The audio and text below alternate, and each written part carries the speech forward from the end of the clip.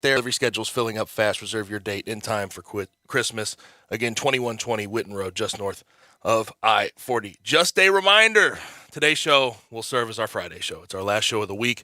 We will be out tomorrow for Thanksgiving and Friday for Ole Miss basketball versus Mississippi Valley State. But there is plenty to get to today. Not a whole lot of time. College basketball rolling along. Tigers are in Brooklyn tonight against Virginia Tech. Going to be an interesting matchup there. We'll do our Tigers bankroll at some point today, and we'll also break that down. Grizzlies are at home versus the Raptors tonight. College football, of course, NFL to discuss. Alan Bell and Bruce Marshall join us today. Alan Bell at 3:45, Bruce Marshall at 5 in their normal slot for the last show of the week. Send in any games you'd like to discuss and send in any questions, comments, concerns to 901-360-8255 at our AutoZone listener line. Get in the zone, AutoZone. Also, you can watch us live and message us on Twitter, YouTube, Facebook, Twitch, and at sports56whbq.com. Real quick rundown for today, 3:30. Alex Kuhn mentioned Alan Bell at 3:45. 4 o'clock, Barrett Jones in his normal time slot, 4:30. We have moved him up. Jason Munns joins us to talk about Tigers basketball in Brooklyn. And then 5 o'clock, Bruce Marshall from the Gold Sheet, 5:30. We'll get to our First National Bank and Trust Friday football forecast. Brett, how is it going? You doing well? I'm doing well, Gabe, and boy, we got to get 3 days into one, and we sure do. 9 hours into 3 today, and so much going on in all this basketball. And there have been some great games. There's a good game going on right now between UConn and Auburn. UConn's putting it on Auburn, a good Auburn team and a good Danny Hurley UConn team. But and last night, I thought the Arkansas and Cincinnati game was played like a Sweet 16 NCAA tournament game. And, right. And that new coach at Cincinnati, he's got it. But finally, he's got it going. But finally, at 8:30 tonight, we get the Tigers and the first big test. A lot of people's been waiting for this. Let's really see, what the Tigers have. And tonight is going to be a good test. But Virginia Tech, they're going to try to slow it down and kind of play rope-a-dope. Yes, I want to get to that in a second, but I want to start with what we saw last night. Number 1 and number 2 teams in the nation, Gonzaga versus UCLA in the Empire Classic. They met. We'll talk about the game in a second, but I really have to get to this because Dick Vitale, of course, getting cancer treatment. He just returned to the sideline last night, and it was very emotional in his return. Here's the clip from last night. It is a very special night, and it's also the return of the voice of college basketball, Dick Vitale. Thanks so much for being with us, everyone. I'm Dave O'Brien. Sean Farnham with us as well tonight. Dickie, it is so great to see. I know you would not miss this. All of you are aware that Dick is battling cancer. The fact that you've made it out to Las Vegas for a game that I know you had circled for a long, long time is just awesome. Great to see you. It's great being here, Dave. I didn't want to cry. I can't believe I'm sitting here. It's just really a big thrill for me. I want to thank all you people. Sent me so many great messages. ESPN, Jimmy Pitaro, all my buddies at ESPN. I want to thank certainly my family and all the fans. You've been unbelievable. On October 12th, Obi, I'll be honest with you, when they walked in and told me I had cancer, they thought it was mild lung cancer. And it was really going to be a serious surgery and all. I never dreamt at 82 that I'll ever be on courtside again. But to be here today, I'm sorry. I hope I don't cause a problem out there, but I feel so emotional. Don't apologize for anything. Well, and the game is the big thing. So let's get this game going. Talk some basketball. You're the best. Really. You're the best.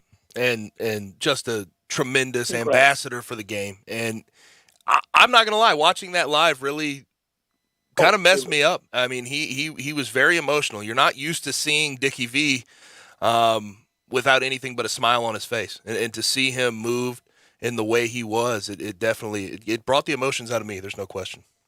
It did for me too, Gabe. And he is Mr. College Basketball. Yes. What he's done, the ambassador, he's been the good spirit that he has about it, the good soldier that he's been for college basketball. And that was tough for Dave O'Brien. Yes, very. Because somebody has to hold it together. And it was tough for him. But Dick Vitale, 82 years young, and I was so glad he was back. And, it was an emotional day yesterday for a lot of us in sports with the passing of Cecil Hurt and seeing Dick Vitale. And, my emotions have been kind of raw all year. And what helped last night, but you care when somebody is moved like that, and it moves you like that. Yes, and again, it just one of the best ambassadors for the game of college basketball we've ever had. And to see him go through that much struggle in this offseason and to finally get back on the sideline, it really was an emotional time. And also, I thought it was very classy of I don't know if you saw at the very end of the game, I think Scott Van Pelt had Dickie V on to sort of have an interview, and Drew Timme was waiting there, ready to shake his hand and offer his well wishes and everything like that. I thought that was a classy move as well by Drew Timme. It was, Gabe.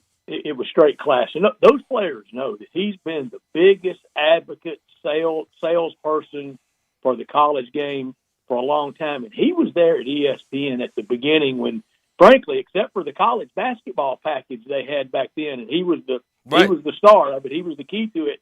It was a lot of hammer throwing and log roll racing on ESPN. It was not the ESPN in 1979 and 80 that it is today, Gabe, I can assure you. Right, but that really was the story of the game, because the game itself, Brett, was terrible. Not very good. Number 1 versus number 2, of course, and number 1 just ran away with it from start to finish. 83-63, 20-point win for Gonzaga.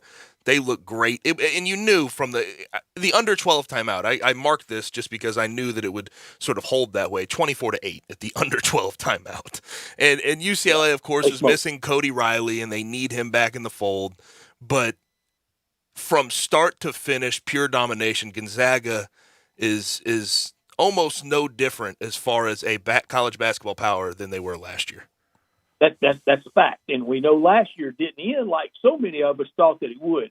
And I'm going to resolve right here for the rest of the college basketball season, I'm not going to fall victim to what I did last year when I thought it was really the whole season was just building to a coronation for Gonzaga. And Baylor had something to say about that. UCLA almost did on Saturday in the national semis last year. Mm-hmm. I'm not going to crown Gonzaga until one shining moment's playing, and I'm going to keep hope alive. I'm going to keep hope alive for everybody else in college basketball. Now it is theirs and Mark Few's to win, and you almost think if they don't get it this year, when are they going to get it? But I kind of thought that exiting Final Four last year, and they're back with a loaded team. But Brett, it's so hard not to give them the sort of stamp of approval. They've won 32 regular season games in a row, including that one last night.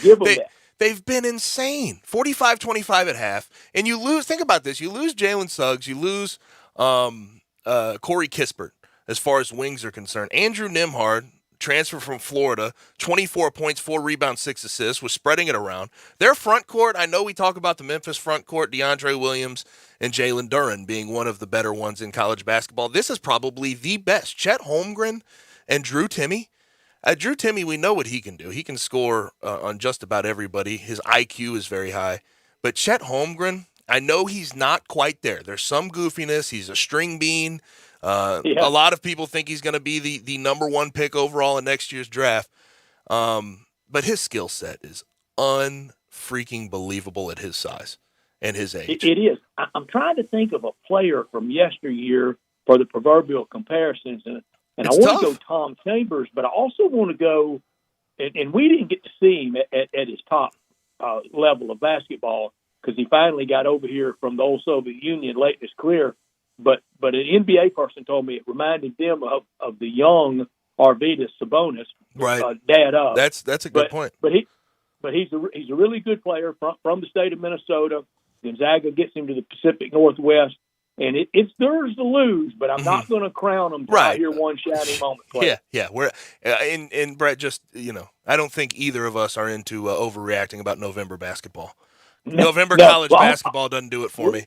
Losses at this point, I can tell you, don't make or break you. These games are great. I think November, other than, of course, March Madness, may be my favorite. In December, my favorite months of college basketball with all these national matchups. And I hate to say it, but I get a little, a little disaffected with the grind of conference basketball and kind of, Tuesday, Thursday, Wednesday, Saturday, with that. right now, I mean, you would never see Auburn and UConn play right after the first of the year because Auburn, they're playing the Iron Bowl on the hardwoods, and UConn, they're off to the Big East now. So I love these matchups. Now they're in some far-flung places with very antiseptic gyms. Mm-hmm. And college basketball, the reason when you talk about November basketball and some of these ranked opponents, people do rack up some quad one wins, top 50 in the net, neutral court, and so on and so forth. Where you do it, but how much of college basketball, how much have we seen a team peak at the end of the season that wasn't all that great, somehow will themselves through a tournament? It happens every UCLA last year. It just happens. Right? So November basketball doesn't really do it for me, although it is fun to watch at this point in the season. It's about who starts fast and who's already clicking this early in the season. Very true. When Baylor put it all together, but I don't think many people thought they were going to win it all last year. Everybody knew they were good, and the body of work that he's done is very much like the body of work for Mark Few, and Mark Few's got to wrap it up. But it's going to be fun. It's going to be fun tonight to watch the Tigers 8:30 game. If they win, they'll play late again on Friday. And also tonight, the Grizzlies back home. Yep. Who's the real Grizzlies? Will you please step up and let us know? They're going to be up and down. That's just what they're going to be. I feel like we sort of have to grasp on to that with that Grizzlies team. But the Tigers tonight in Brooklyn, you mentioned it, 8:30 against Virginia Tech. Virginia Tech's 51 in the net, so it'd be a substantial win, quad one, quad two by the end of the year, unless Virginia Tech falls off the face of the earth. But Mike Young took over this team a couple years ago and took his he took his Wofford team. Keve Aluma, Storm Murphy, both from Wofford, both two of his top three leading scorers. And you mentioned it. This is going to be a conflicting pace game. Tigers are fourth in the nation in pace as far as possessions are concerned, 81 a game. Virginia Tech, 326th with 66 a game. So when you're looking at the Tigers and what they've done this year, some of the bad, you can't let Virginia Tech steal possessions, getting offensive rebounds like you've allowed against SLU, Western Kentucky, and in the rest of your schedule. And you also, turnovers are going to be deadly tonight. They're going to test you. And I think whoever wins the pace battle wins the game. I'm with you, Gabe. Great breakdown. It's almost like when you play Navy in football, it's almost hypnotic what they want to do with you with playing keep away. Virginia Tech's going to be very patient. That's why even if you get them at the end of the shot clock, you can't rush down just because you've been aggravated having to stay low and play defense and jack up a bad shot. You got to stay with your offense and with your game plan, and it's really going to be fun. An old pass with Virginia Tech, mostly from the Metro back in the day, and back in the day with Dale Curry, dad of. Everyone swears by the Metro Conference. I wasn't around to see the old Metro Conference. Everyone swears by it. Gabe, I used to tell Drew, us old timers, we always make the 4-inch fish into Moby Dick. We make it real big as the years go on. Yeah. There are two things locally that us old timers that we kind of do that to, but it's legit. It really was Moby Dick. For one thing, the atmosphere at the Mid-South Coliseum. Anything you hear about it, multiply it times 500, and that's what it was really like. And a lot of that energy at the Coliseum was Metro-driven. The Metro Conference and the Coliseum, the Roundhouse, it was all that. And, of course, Monday Night Wrestling. Dave, of course, Dave Woloshin, of course, 10 to 11, he used to be host on this show. He's going to be political about any conference the Tigers are in, but he swears by the Metro. Swears by it. Says it was the most fun time to call the Tigers and follow the Tigers. It was. And one thing that really helped back then, it wasn't quite the glut, the proliferation of television. So when you got the TV game, that was special. Yep. But you had to be there. You had to be there in person or be listening on the radio or even watching the delayed broadcast on Channel 10, as a lot of us used to do. That was a throwback thing, but it was a special time. Brett Norsworthy here for FanDuel basketball fans. Celebrate the NBA 75th anniversary season on FanDuel Sportsbook right now. New customers can place their first bet risk-free. If you don't win, you'll get up to $1,000 back. If you've been thinking about joining FanDuel, now is the perfect time to give it a shot. Have that app ready all weekend long for all these sports. It's easy to register, easy to deposit, and now you can find your bet, and it's accepting Venmo at FanDuel. There's no better place to bet on the NBA than at FanDuel. If you already have a FanDuel Sportsbook account, FanDuel is hooking up all customers with $50 when you refer a friend, plus your friend will get $50 as well. Just invite them using your exclusive referral link, which can easily be found when you tap the refer icon. See for yourself why FanDuel is America's #1 sportsbook. Download the FanDuel Sportsbook. Use promo code CASH. That's promo code CASH. Must be 21 or older and present in Tennessee. First online real money wager. Only refund issued is non-withdrawable site credit that expires in 14 days. Restrictions apply. See terms at sportsbook.fanduel.com. Gambling problem? Call the Tennessee Red Line at 1-800-889-9789. This hour of our show brought to you every day by the one and only Lexus dealership in town. That is appropriately Lexus of Memphis at 2600 Ridgeway and online at lexusofmemphis.com. Happy Thanksgiving from everyone at Lexus to you and yours, and they look forward to the holiday season, and they're ready to make late November and December is to remember at Lexus of Memphis. Drive in luxury and confidence, knowing that every new Lexus comes with complimentary first and second maintenance services. Stop by today at Lexus of Memphis, the one and only Lexus dealership in town at 2600 Ridgeway, and put yourself in the driver's seat of the all-new 2021 or 2022 flagship LS500, and you'll be looking and driving in style. Online at lexusofmemphis.com, 901-362-8833. Experience amazing at Lexus of Memphis. Top story of the day. Before I get into the top story of the day, which is the college football playoff rankings, which I nailed 1 through 4.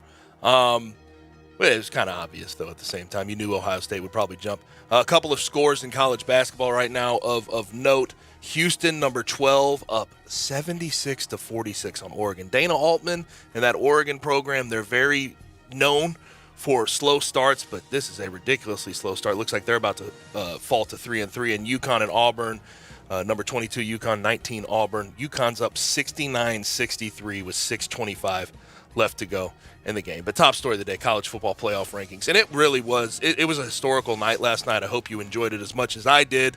Georgia comes in at 1. Ohio State jumps Alabama to get to number 2.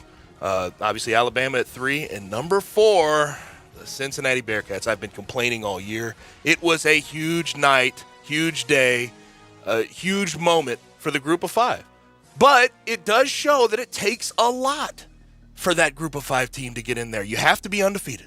You cannot have a blemish on your record. Clemson has to be gone. There has to be no ACC teams even threatening. You have to have a bad year in the Big 12. Oklahoma has to have a loss. You have to have maybe a 2-loss winner of the Big 12. We'll see how Oklahoma State sort of figures themselves out. They are a threat, though. I wonder what the committee will do if Oklahoma State beats OU and then wins the Big 12 championship. The Big 10, you can't have an undefeated team. Only one-loss team in the Big 10, which is Ohio State. All the Pac-12 teams have to have 2+ losses, and you also have to have a head-to-head win versus a top 10 team. And when you look at it for Cincinnati, job's not finished. It really isn't. They're going to have to go play Houston. I think Houston is capable, especially with some of these close games that Cincinnati has played against inferior opponents. Houston has a good defense. 5th in total defense in the country. And offensively, I think they're capable. East Carolina. Yeah, don't overlook East Carolina, but when I'm talking about the AAC championship, that is a very scary game. Definitely don't overlook East Carolina, especially at their place this year. They're definitely playing hot right now. But still keep an eye out for Oklahoma State and Notre Dame. And Notre Dame, if Cincinnati loses, could probably slide in there. There'd have to be a lot of things to happen.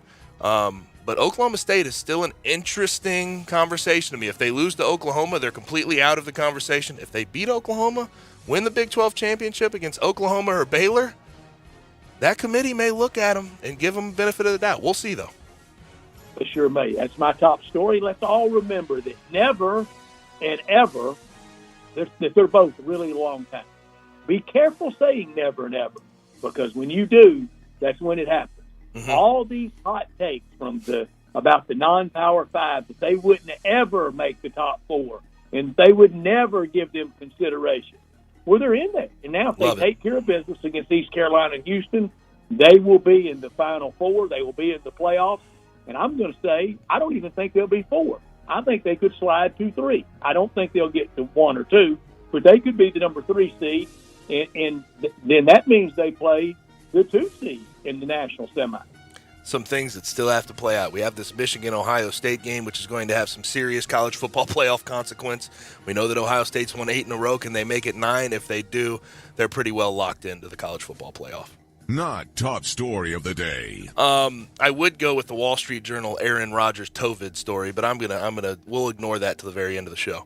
Not top story of the day for me is the St. Louis Rams relocation lawsuit has now finally got a deal done. They struck a deal this morning to settle the 4-year-old lawsuit for $790 million. And you got to think back when this happened in 2017. You know, Brian McCarthy is the NFL spokesperson. He speaks for the NFL. He does their PR. He said in 2017 there was no basis for a lawsuit from St. Louis. How wrong? I mean, we have on Twitter, Freezing Cold Takes. They do a good job. Freezing Cold Takes. That needs to be retweeted today. But when you look back at how this all played out, there was no good faith discussions. The negotiations fell through unnecessarily. St. Louis had an approved $1.1 billion stadium plan, but then Stan Kroenke upped the number and said, no, we want $1.9 billion. St. Louis was trying to reel and go find the money. I still believe, being from there, they would have eventually found that money, but Stan Kroenke moved them immediately, and now he's going to have to pay out a whole lot of money to the city of St. Louis. It's a long time coming for that city. He's worth $8.7 billion, so you take that out. He's got to make it on $8 billion. I hope he can struggle to get along. My not top story, Tigers point guard play will be under the microscope tonight. Alex Lomax, it feels like he's been there forever. Well, he's been there a long time. We'll see if he's the point guard for a championship team. I think you don't make someone into a point guard. You're either born one or you're not. Sliding this player over or that player over may be good for possession, but when it gets down to cutting a net down, to winning something that matters, you have to have a point guard in there that was born for it. And we'll see if Alex Lomax is it. I don't know. We've seen a lot from him, and so far it hasn't really shown that he is it on a great team, but we do know this. Everything else is loaded for this team, and tonight's going to be fun. The rest of the season is going to be fun.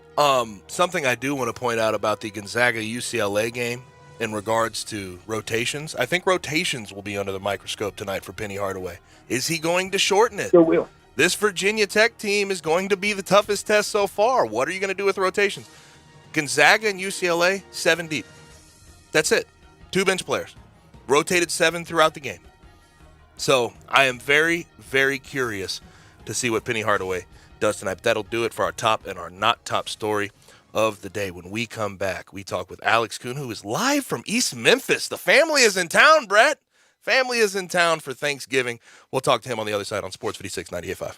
Hey, this is Eli Savoy. Greg Gaston and I have moved. Instead of Sports 56 middays, we are now Sports 56 mornings. That's right. Join us every morning from 7 to 10 right here on Sports 56 and 98.5 FM.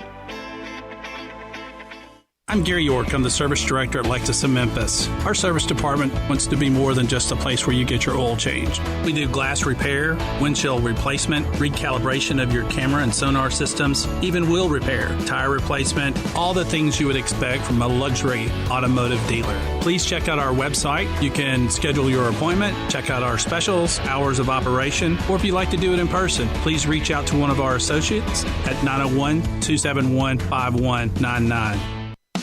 Brian Elder's Roofing Solutions. I'm Brian Elder, 867-0303. Hurricane season is upon us. Is your roof ready? Are your shingles laying down and sealed properly? Call me right now, 867-0303. They say you get what you pay for. That's why my opinion is free. Maybe you've got years of life left in your roof. If so, I'll tell you that. But if I find storm damage or a compromised roof system, I'll lay out some options for you. Don't let them tell you it needs to be replaced if it only needs a repair. Call me, 867-0303. Has your insurance company already seen it and rejected your claim? Maybe they're correct. Most of the time, they're not. They do tend to become more reasonable once I get involved, though. 867-0303. I'll measure your roof from outer space or BrianElderRoofing.com. Call 867-0303. Brian Elder's Roofing Solutions. Attention foodies, there's a great new place to eat in a great restored building. South Hall Cafe is now open for breakfast, brunch, and lunch in the former Tobacco Corner. Chef Jesus Ramon is creating classics from scratch with a twist. Enjoy all your favorites, including the best cheese grits in the South, a full bar, an in-house pastry chef, catering, online ordering for curbside or delivery, and a covered patio with live music on the weekends. We're open 7 a.m. to 2 p.m. weekdays and 7 a.m. to 3 p.m. on weekends. South Hall Cafe, corner of Poplar and Mendenhall. You might not know me, but I'm Zip with the ZipCat construction app. Why are you collecting leftover construction materials, Zip? I'm turning it into cash. That's easy. You can turn leftover materials into cash. Keep it out of dumpsters and help the environment. That's why they call me Zip, the construction guru. Also, ZipCat app saves you time and money. Lets you describe a job, name your price, and get a job done. That's smart, Zip. You're amazing. General contractors, take a few minutes, price a job, and get it done. Download the free ZipCat app from the Apple Store or Google Play. Best tool in your toolbox. Nestled in the heart of East Memphis, located corner of Park and Cherry, is a beautiful residential neighborhood. I'm here at Town Village Audubon Park interviewing a new resident, Carolyn. Share with us why you chose Town Village. Well, if your parents or special friends need to make that big move, let me share with you my experience. It was tough for me to leave home, but then I discovered Town Village. I would like to highly recommend Town Village to you and your loved ones. After looking at all the amenities and meeting all the people and staff, I was hooked. From restaurant, bistro, 3 meals per day, housekeeping, transportation, security, health care, physical therapy, exercise room, and even a heated pool and spa. Come see us and make your new home at Town Village. Visit us and call Daniel at Town Village Audubon Park at 901-374-7342. There's no place like home, Town Village. Get in zone, AutoZone. Welcome to AutoZone. What are you working on today? Sure thing. We can help you replace those wipers. If yours are squeaking or streaking, it's probably time. We've got a wide selection of wipers that can stand up to any weather, including the right ones for your make and model. We've even got more ways to get them fast, like our next day delivery or free same-day store pickup. Getting the job done just got easier. Restrictions apply. Get in zone, AutoZone. Listen Sundays at 11 a.m. to join Idlewild Presbyterian Church for worship. Idlewild is a PCUSA church located in Midtown Memphis. Now, back to Sports Time on Sports 56. This hour is brought to you by Lexus of Memphis. Here once again are Brett Norsworthy and Gabe Kuhn. I've been moving calm, don't start no trouble with me. Trying to keep it peaceful is a struggle for me. Don't pull up at 6 a.m. to cuddle with me. You know how I like it when you loving on me. I don't want to die for them. Back in and rolling on Sports Time on Sports 56 with Gabe and Stats. This will be our last show of the week. Thursday, Thanksgiving, Friday will be out for Ole Miss basketball versus Mississippi Valley State. Real quick, in college basketball, a couple of scores. Houston finishes the job 78-49 over Oregon. They improved to 5-1. Oregon at 3-3 after starting 12 in the preseason poll. UConn up 74-73 on Auburn late in that game. 3 minutes to go. That one's coming down to the wire. But without further ado, let's bring on Alex Kuhn, live from East Memphis at AlexKuhn523 on Twitter. Alex, what's up? Not much, guys. What's going on? Did you find a good spot in the house to get good reception? I did. Okay. And I'm set. Okay, ready to go. There's usually trouble over there. I hope it's all good. But it's one of those days too where like everything sort of goes wrong before, like that last day before a holiday. That last day before you get some time off, but So far, I'm knocking on wood. How about that ride in, though? Table. Is the drive good? The drive good in this morning? Drive's fine. I'm just I'm patiently awaiting for 6 o'clock, but still plenty to get to, including chat with you guys between now and then. I hear you. We're glad to have you, Alex. We're glad to have Gabe as a part of our family. Since he's a part of our family, that makes you a part of our family. And I'm really thankful to have Gabe with me, and thankful that we can visit with you. And I feel like my family is your family, and your family is my family. Yeah, I always enjoy chatting with you guys, and I've had the chance a couple times to come in and meet you guys, and it's always a pleasure when I get to do so. All right, the game this weekend. Let's talk about it. Ohio State, Michigan. That's what they call it. In the big house. In the Michigan has the highest capacity, correct? Correct me if I'm wrong, as far as fans are concerned. There'll be 100, 100 plus. There'll be 100 plus in attendance. Do you see Ohio State running away with it? Guys, I was thinking about this today. This is a top 5 matchup. Yep. In Michigan's place. Yep. Between Michigan and Ohio State. And, the prevailing narrative is Ohio State's going to run away with this. And, I mean, the fanfare around this game is like... Be real, though, Alex. It's hard not to believe that. We're talking about 8 in a row. We're talking about Jim Harbaugh never being able to scheme up Ohio State for one game. I agree with that, and that's why it is the way that it is. But think about some of the classic games of the past, the Lloyd Carr and I believe 2004 game where both teams were undefeated, Lloyd Carr and Jim Tressel. Yep.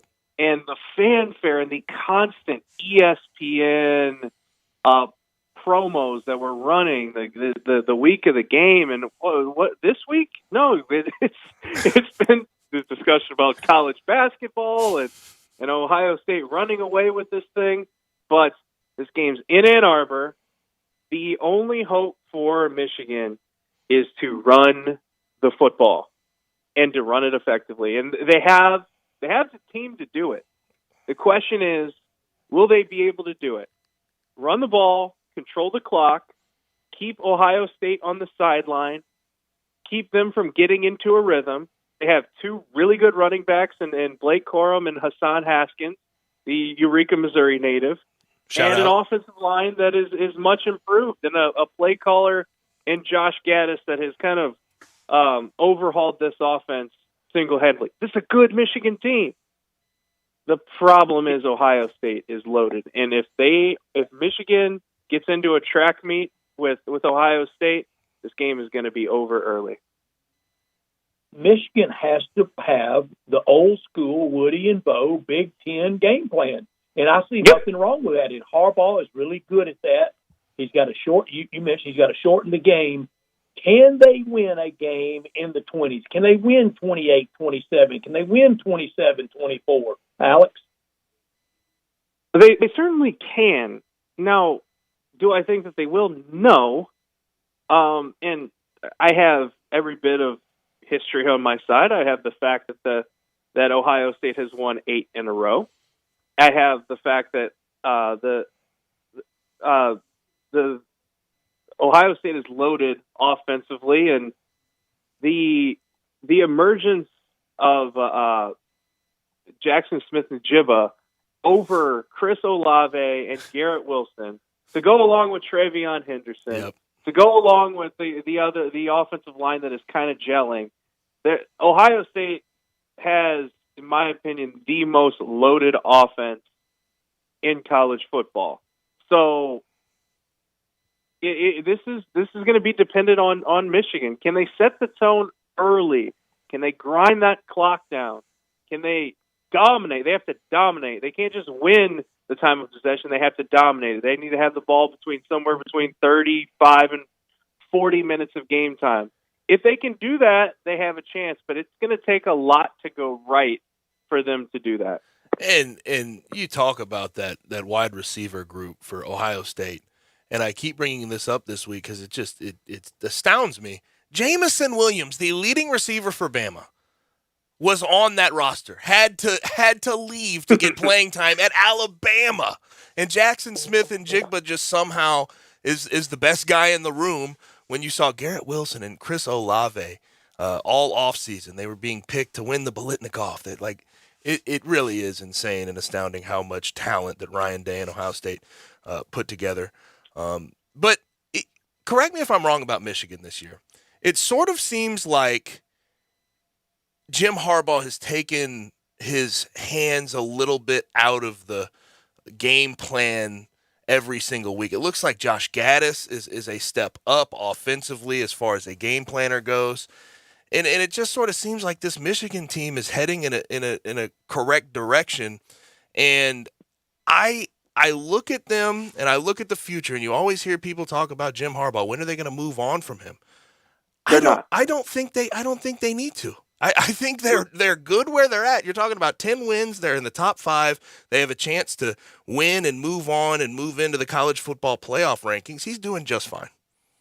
I'm not a Jim Harbaugh apologist by any means. I think that he's ripe for criticism in many cases.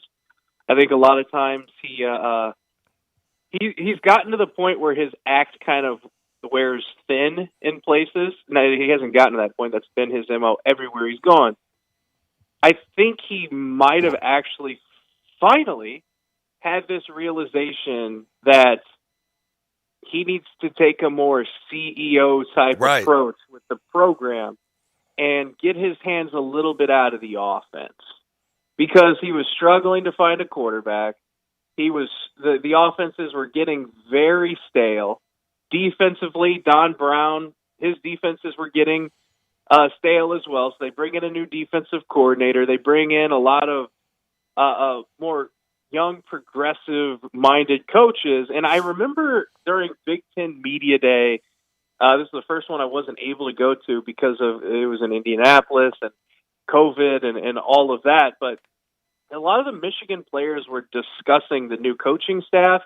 And I know that it's a lot of times just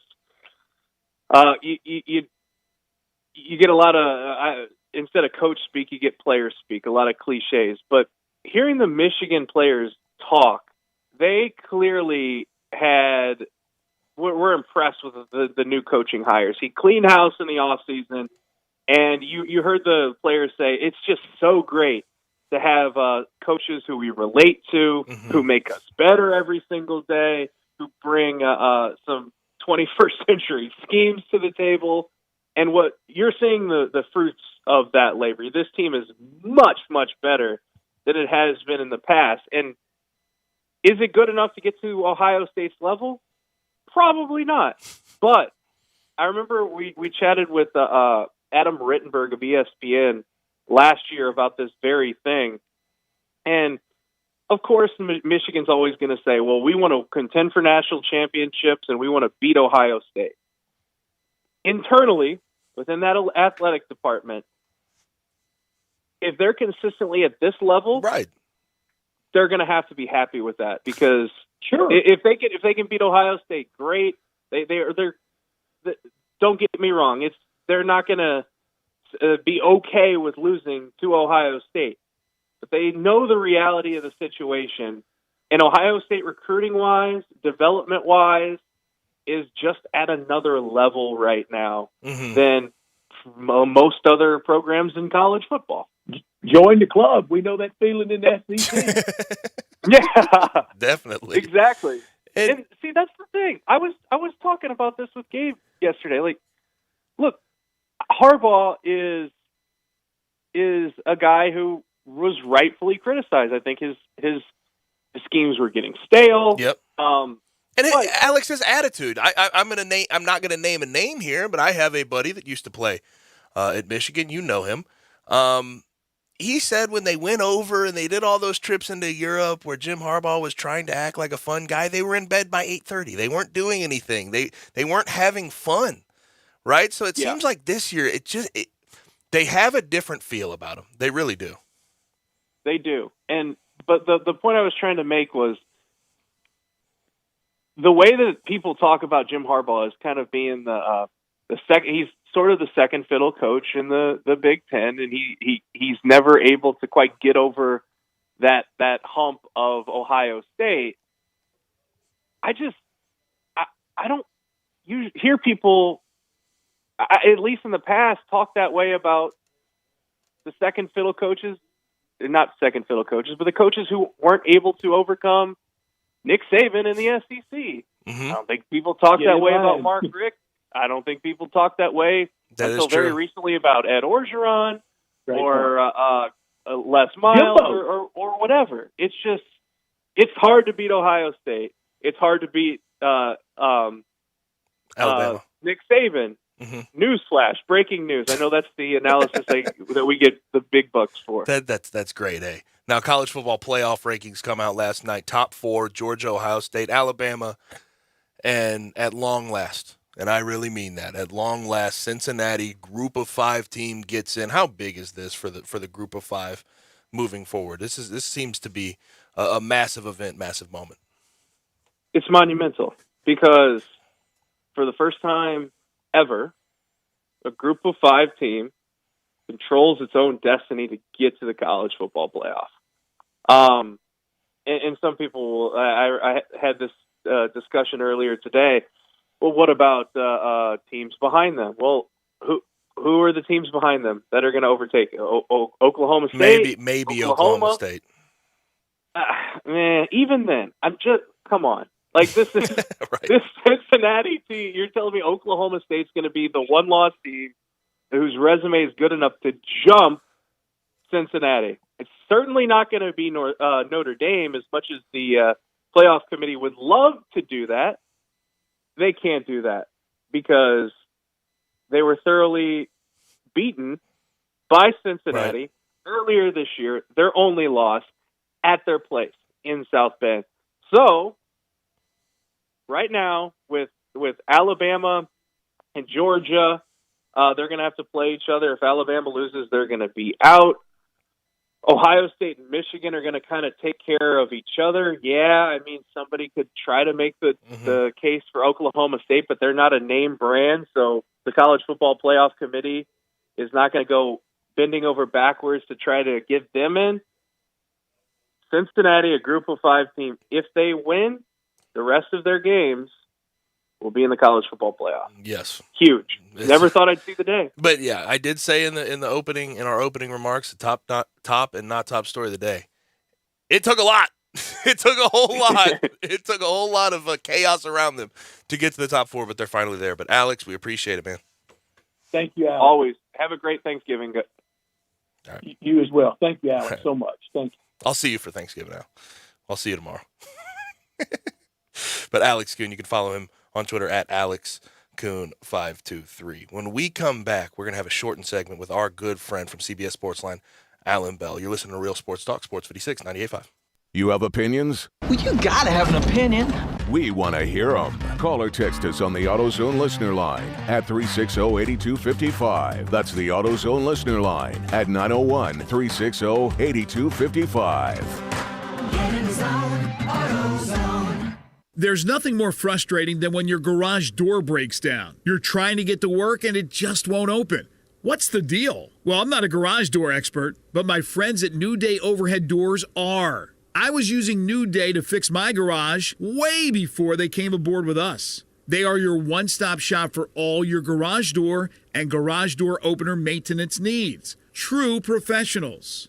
And get this, New Day will beat their major competitors' price, oftentimes by half. That's half the price. 30 years experience, honest, dependable, family-owned business. Don't ignore those strange noises your garage door may be making. It's New Day Overhead Doors for a simple repair or new garage door opener system. To schedule your appointment, call 901-351-5177.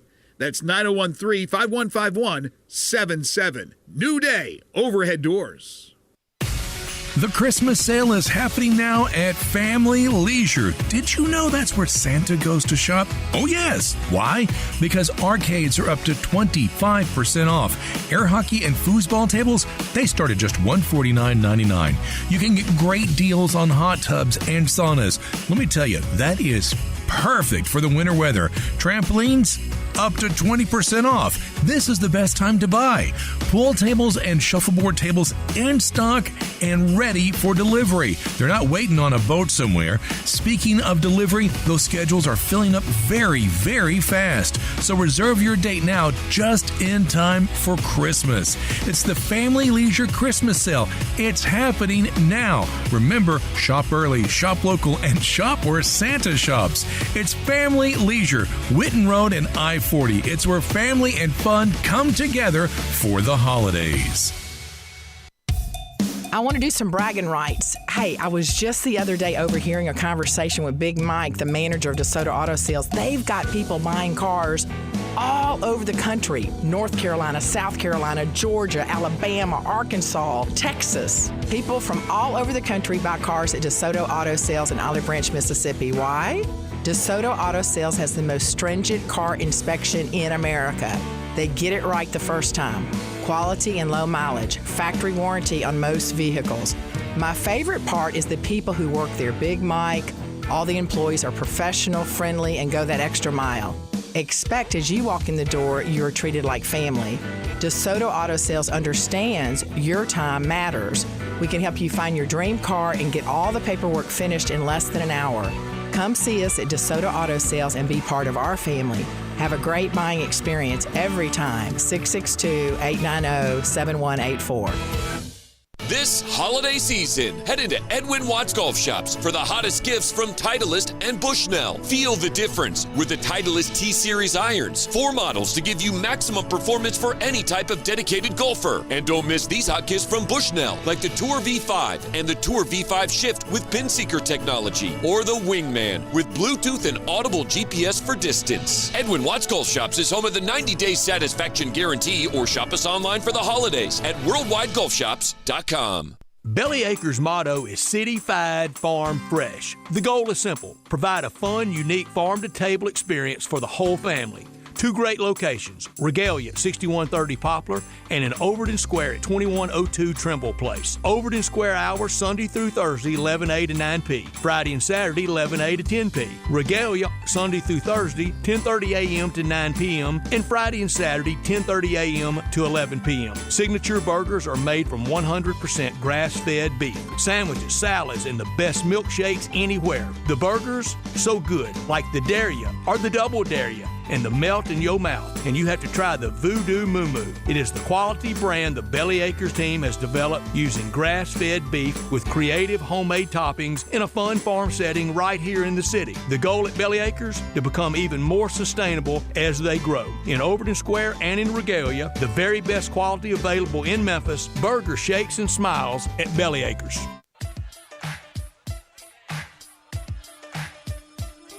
Now, back to Sports Time on Sports 56. This hour is brought to you by Lexus of Memphis. Here once again are Brett Norsworthy and Gabe Kuhn.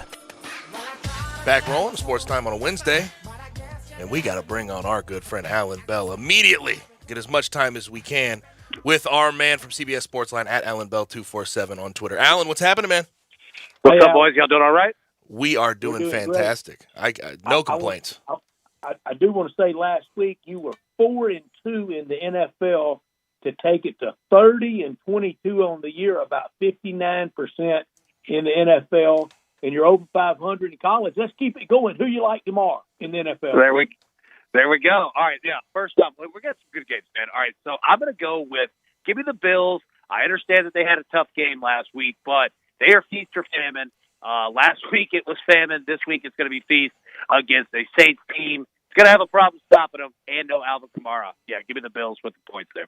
And why is the Cowboys line so big, considering they may have CeeDee Lamb gone, Amari Cooper's going to be out? Why is that line so big against the Raiders? Because the Raiders been struggling lately? Well, that part of that, but two, the sports books know that people will bet on the Cowboys regardless. So they bake in attack. To be completely honest with you, I bet books have this honestly probably about 5.5 to 6, but they know people will pay that tax and bet it. So yeah, Be careful with that one, especially over 7.5. There's a reason why it's sitting there. And real quick, the third game, of course, the early game. We see the Lions every year on Thanksgiving, and I've heard so much. There's been so much talk about how we have to see the Lions. Can't Detroit and the Lions get something? They never win anything. Can't they have their Thanksgiving in peace, their Thanksgiving game? My gosh. I beg for him. I know. I beg for him. Let him have something, one thing, for the love of God, please. I agree, man. It throws me off, and you hear it has been loud over the past couple of days. Now, the Aaron Rodgers COVID story. How much is this affecting their matchup against the Rams this week? Is it? I know it's a pick 'em right now, but what do you think? And obviously, it's in Lambeau. Yeah, so it's definitely something. Like we saw a little bit of it last week. But you know what? He's going to be all right. He's going to be out there throwing. And playing against a Rams team that we really don't know who they are. And they've got some guys that are going to be out, Leonard Floyd being one of them. So, yeah, man, like even that Tobin thing is real. That's funny. I like that. I like that. Yeah, it's good. But if you're giving me a pick at home, yeah, I'll take the Packers all day. Yeah, Packers straight up. For Packers pick over the Rams. Alan, here locally, we're begging for the real Grizzlies to step up. You're getting a little bit of that in Nashville with the Titans on Sunday. The Titans are a 6.5-point dog in Foxborough against Bill Belichick, largely because Derrick Henry's out. So are you waiting for the new definition of the Titans, and who do you like in the Titans-Patriots matchup?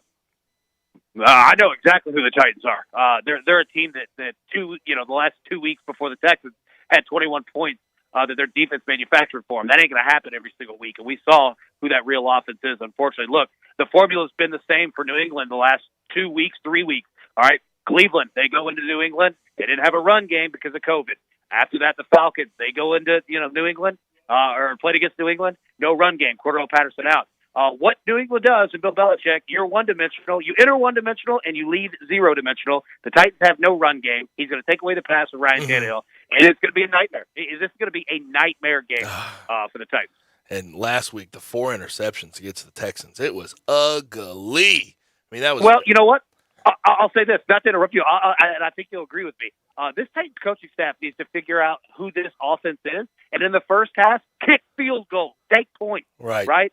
Take the points. Look what happened with the Giants last night. They went for fourth down, didn't take the field goal, 17-10, could have been 17-13. They didn't score the rest of the game. And yeah, take the points. And they are reeling for running backs right now. Of course, the release of Adrian Peterson yesterday after only 3 games, that was interesting. I guess Dante Foreman is solid, and I guess they like Jeremy McNichols, but that running back position is going to be a problem for the rest of the year. So last week, the Colts just hammer the Bills 41-15.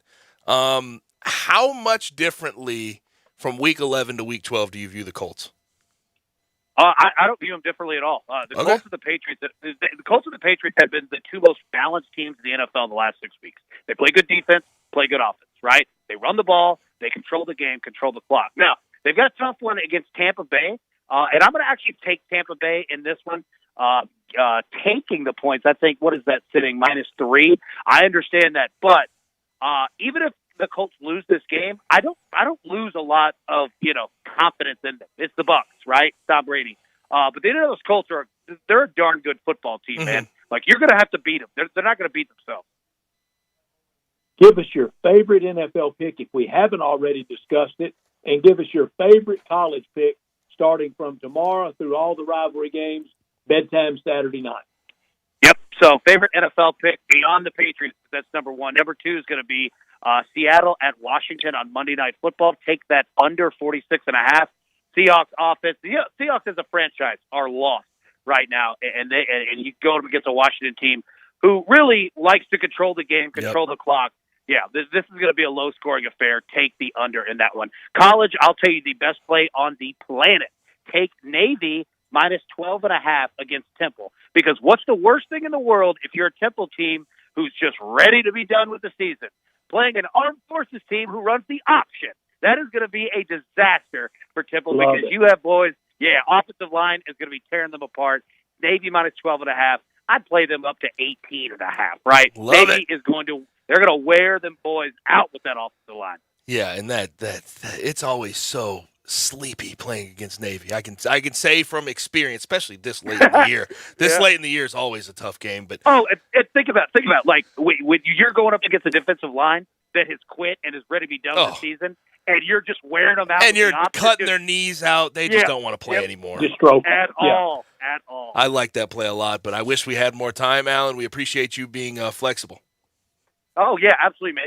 You boys have a wonderful Thanksgiving. Thank you so much, and talk to you next week. You too, man. You too, Alan. Thank you, Alan. So very kind. Thank you, Alan. And good luck, too. This weekend, there's a lot of betting to be done. College basketball. We got NBA. We got college football. I have a new place in town that you can absolutely go watch what you bet on. So ante up, it's a party. Join December 4th and 5th from 11 a.m. to 11 p.m. at the new WynnBET Sports Bar inside FedEx Forum. To sweeten the deal, they're giving away free pretzel bites with any purchase during that weekend only. Free pretzel bites with any purchase. Great deal. Visit FedExForum.com/WynnBET for more. Again, FedExForum.com/WynnBET for more. And also, next week, I will be giving out on one of our shows a $50 gift certificate to WynnBET Sports Bar. So stay tuned for that as well. That'll do it for hour number one. Coming up in hour number two, at the top, we have Barrett Jones from ESPN College Football. He's doing the LSU at A&M game this weekend, 4:30. We talk Tigers basketball with Jason Munns, and then we will wrap up hour number two with some Grizzlies talk right here on Sports 56 98.5. We all agree that the steaks at 117 Prime, Memphis's premier downtown dining destination, are by far the best in town. Always cooked to perfection over an open flame by the steak experts. But there's so much more to Prime. Of course, there are the oysters from the Raw Bar, from the East Coast, the Gulf Coast, and the West Coast, available every day with house-made cocktail sauce, horseradish, and 2 different mignonettes. Maybe you're not a fan of raw oysters? Then try them served 3 different ways, including Oysters Rockefeller. If you deserve a truly special occasion, you deserve 117 Prime.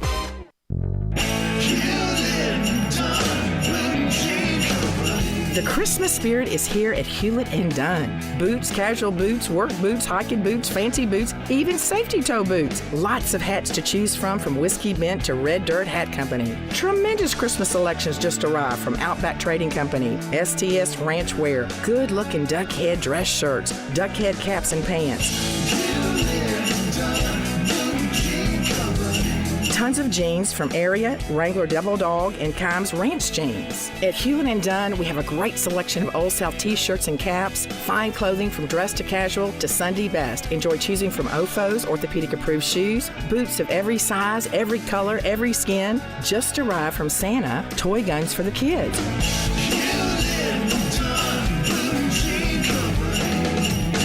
And Dunn, from our family to your family since 1961. Merry Christmas. Brian Elder's Roofing Solutions. I'm Brian Elder, 867-0303. Hurricane season is upon us. Is your roof ready? Are your shingles laying down and sealed properly? Call me right now, 867-0303. They say you get what you pay for. That's why my opinion is free. Maybe you've got years of life left in your roof. If so, I'll tell you that. But if I find storm damage or a compromised roof system, I'll lay out some options for you. Don't let them tell you it needs to be replaced if it only needs a repair. Call me, 867-0303. Has your insurance company already seen it and rejected your claim? Maybe they're correct. Most of the time, they're not. They do tend to become more reasonable once I get involved, though. 867-0303. I'll measure your roof from outer space or BrianElderRoofing.com. Call 867-0303. Brian Elder's Roofing Solutions.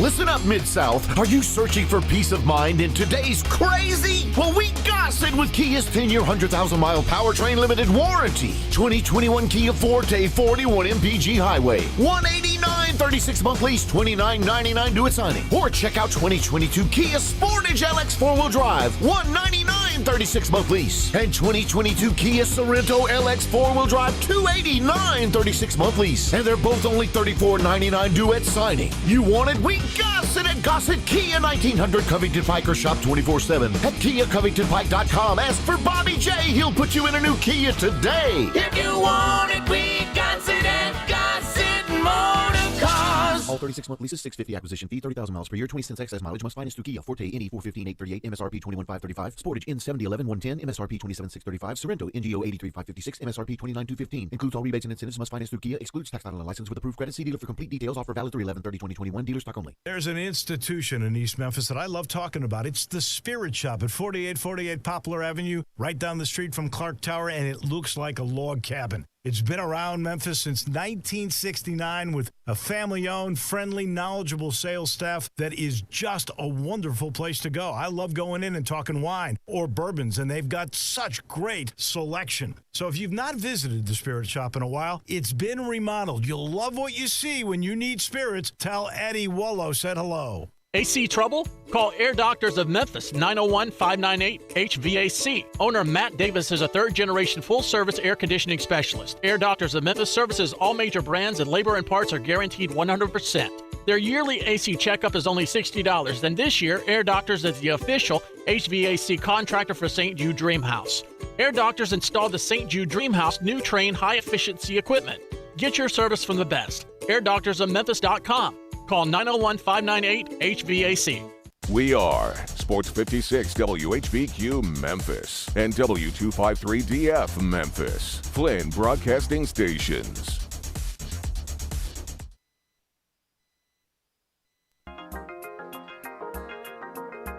Now back to Sports Time on Sports 56. Here once again are Brett Norsworthy and Gabe Kuhn.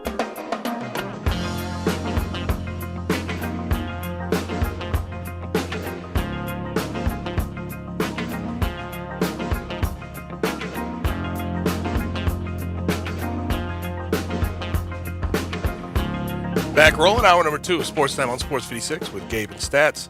Bryant Dacus is producing the program. If you want to join the program, call or text AutoZone listener line 901-360-8255. Get in the zone, AutoZone. You can also watch us live and message us on Twitter, Facebook, YouTube, Twitch, and at Sports56WHBQ.com. But let's go ahead and bring in our friend Barrett Jones from ESPN College Football. He is calling the LSU at A&M game this weekend. Barrett, how's it going, man? What are your plans for Thanksgiving?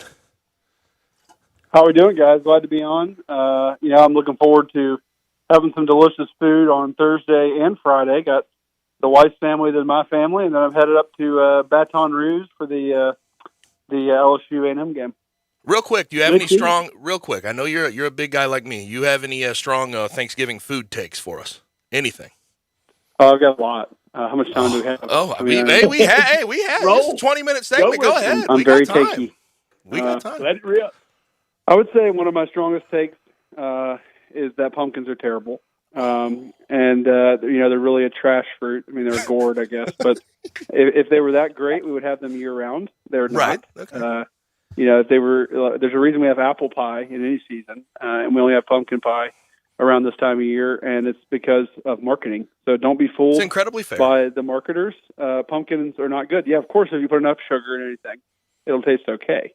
But I mean, if you've ever seen a pumpkin grow, it's like a weed, basically. I mean, you try to get rid of it. So pumpkins are terrible. I mean, I would generally. I've never really liked turkey that much until I started cooking it. I've been smoking it the last few years, and I really like it smoked. I'm a big dark meat guy, but yeah, I generally like Thanksgiving. It's a good meal. And I heard a take yesterday. Someone is trying to have a war on pies in general. It was Mac Jones, and then I think my brother, who we had on earlier in the show. War on pies. I mean, apple pie. Are you good with apple pie, blueberry pie, or is it just pumpkin pie that you just despise? I like pies. Okay. I really do. So I'm a pie guy, and in fact, I like pies more than most. I'm not a big candy guy, but any baked good really does it for me. And chocolate chip pie. I mean, there's a lot of pies that I'll partake in, but pumpkin pie is not one of those. Barrett, in your time at Bama, who was the guy that could really put away the food that you just couldn't believe you're still eating? Yeah, that was we had these two linemen I played with, DJ Fluker and Chance Formack. Yeah. And yeah. I thought I was a big eater, but there were times where they would let loose and gain 5 or 6 pounds on a weekend, and I once saw them. They went to McDonald's and they got 10 Big Macs and they split them 5 each. I mean, they would pound unhealthy cuisine on a regular basis. That was not my deal. Those two names in particular, I believe. Those two names in particular. I think I was told that DJ and Eddie Lacy loved to go to a Chinese buffet in Tuscaloosa, and that place dreaded seeing them coming because they would lose money on those two guys. Oh, there's no doubt. I know exactly what they're talking about. I can't remember the name of it, but yes, they did. And, I think eventually that caught up to Eddie Lacy. Unfortunately, once that metabolism slowed down a little bit, and he wasn't doing all those mandatory sprints, that got a hold of him. Yeah. Right. So Iron Bowl this week, Alabama at the Plains in Auburn. You played at Auburn before, correct? That you played? Did you 2 times in Auburn for the Iron Bowl? Yep. How is it playing there? What's the atmosphere like for the Iron Bowl? Is it? I mean, obviously very tough to play in, but what can you tell us about it? Yeah, I mean, first of all, on the Thanksgiving thread, I mean, I never really got to go all out for 5 years there at Thanksgiving because we always had the Iron Bowl, and you didn't want to sometimes you eat so much that for 2 days, you're kind of not right. So I don't want to get to that point. It's unbelievable. I always say, I've said this on the show, the thing that probably emotionally I miss the most about football are the boos. I loved getting booed by 95,000 people that really disliked you and wanted you to at least sprain your ankle. And it definitely that probably is the most ferocious booing I've ever heard. When you're running out of the tunnel right there, I mean they didn't like you, and there's something great about that, something fun. And we maybe I'm weird for saying that, but I always enjoyed it, just the feeling of us against the world. I love that. And so I love playing there. It was a lot of fun. My first year there, I would say crazy stuff always happens there. My first year, we were an undefeated team, went down there. They were just kind of an average team. And we had to have a drive in the last few minutes of the game to beat them right there at the end. And that was a fun ending. And threw a touchdown to Roy Upchurch right there in the right corner of the end zone. Brett, you probably remember that one. And so it's always crazy playing down there. The next time I went down there, we boat raced them. That was a lot less stressful. But it's a great atmosphere, and I think one of the more underrated atmospheres in the SEC. I think it's a great atmosphere in Jordan here. It is, Barrett. I do remember the Roy Upchurch little swing route, and that was Greg throwing to Roy Upchurch. That was 2 Mike Shula signees coming through late in the Iron Bowl for Nick Saban and the Tide that day in 2009, and that was on the way to undefeated national championship. And North Peter Pass. I'll never forget the name of it. North Peter Pass. That was the name. Wow. And that was the day right at kickoff on a Friday afternoon. Breaking news: Tiger Woods in serious condition after the automobile accident or whatever occurred with him and his ex-wife. That news was breaking that he was in serious condition as the Iron Bowl was coming on the air. Wow, yeah, I'd forgotten about that, but I probably wasn't. I don't even know if I was aware of it at the time. That's interesting you say that. I never really knew those coincided. That's funny. You were pretty locked in that day, and you're right, a big win I was pretty in 2011. I was. And Barrett, with that, yesterday with the passing of Cecil Hurt, just one of the real esteemed writers out there. I know you had a lot of interaction with him with how he covered the team, and we want your personal thoughts on Cecil Hurt, the late, great columnist of the Tuscaloosa News. Well, I'm glad you said that. Yeah, definitely. That was some tough news, and I knew he'd been sick for a while, but everything I was hearing was just that he was battling pneumonia, and I kind of figured he'd be okay, and then all of a sudden I heard he passed. So it's tough, and I'm praying for his family. But certainly he, for many years.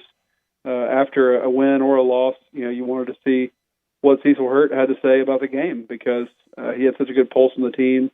He was such a veteran. He would sit back there and didn't ask, a ton of questions, but whenever he did ask one, it was very thoughtful. He didn't waste time asking the questions he knew everyone else was going to ask because he just sat back there and took notes. And if you said something that Cecil seemed interested in, it must have been a good quote because he had a good ear for it. And he was really a special guy and extremely talented. And I will miss seeing him and also follow him on Twitter and reading his articles. And I was still kept up with all the things he did because I again wanted to know what was happening with the team. And he was the guy that told people about it for several generations. And Barry, you have the very uniqueness of he covered you and your two brothers for Alabama football, but also as a very young man, he covered your dad playing basketball at Alabama. That's right. Yeah, that shows you how long he's been around. He's covered a lot of events in his day. He'd seen a little bit of everything. So he never got too riled up one way or the other. If you're around him, he had a pretty even-keeled disposition. He was not going to get in trouble for cheering in the press box, but he was. He definitely he saw it all, and I think he enjoyed what he did, and it really came through in the way he lived his life and in his passion for his writing and what he did. And obviously me being very new to the sports media, especially here in the South in this region, always knew about Cecil and knew how respected he was, and to see all of the people with their heartfelt messages, I know that was something to behold last night. Now, as far as the coaching carousel goes, this year, you've had a lot of guys so far parlay their rumors into new contracts. Mel Tucker, of course. Hugh Freeze got a contract last night. We know about James Franklin.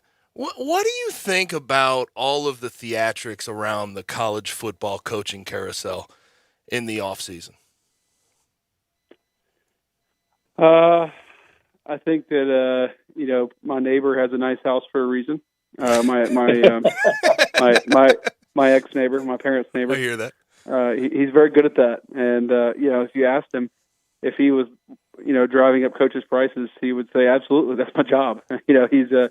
He's good at his job. So he and the other guys have kind of caught on to how to do it and look at supply and demand. I think people are starting to understand just how impactful these coaches can be to institutions, and not just in a football sense either. I mean, you look at the economic impact of a guy like Coach Saban and many others like him that they've had on those universities, and it's enormous. So there are a lot of schools with money to burn that are desperate to find the right guy. And, there's also, I think there's probably cultural impacts of that too. I think that, our culture has become a lot more instant gratification than it used to be. I mean, everyone wants to win right now. They don't want to wait. And if it's not happening in 2 or 3 years, they're a whole lot more likely to move on than they used to be. So, you can make a deep philosophical argument whether that's a good thing or not. Obviously, it's probably not a good thing because there's been a lot of coaches that haven't worked out the first few years that have ended up being great. I mean, let's look at Dabo for example. I mean, he wasn't bad his first few years, but he wasn't, he wasn't awesome, and certainly gave him time and eventually turned that into a powerhouse. So, look, I'm not saying every coach shouldn't be fired. I mean, obviously every situation is a little bit different, but it seems like administrations are a lot less patient than they used to be. So I think it's a lot of things. It's certainly a mixture, and because of that increased demand, just like anything, there's going to be an increase in salary, an increase in years, an increase in guarantees, whatever these guys can get, and that's just kind of part of the system right now. So I know it's probably, if you zoom out, it's not the greatest look. These guys are getting $95 million guaranteed, but at least hey, now the players are getting paid a little bit. So I guess that makes it a little better. But yeah, it definitely is wild. But again, hard to discount the impact a solid head coach can have on your university in so many ways. There's the game that you will be calling, LSU hosting Texas A&M. A lot of different motivations going on in that game. Do you expect LSU to try to rally around Ed Orgeron and his swan song, or will it mostly be Jimbo and the A&M Aggies?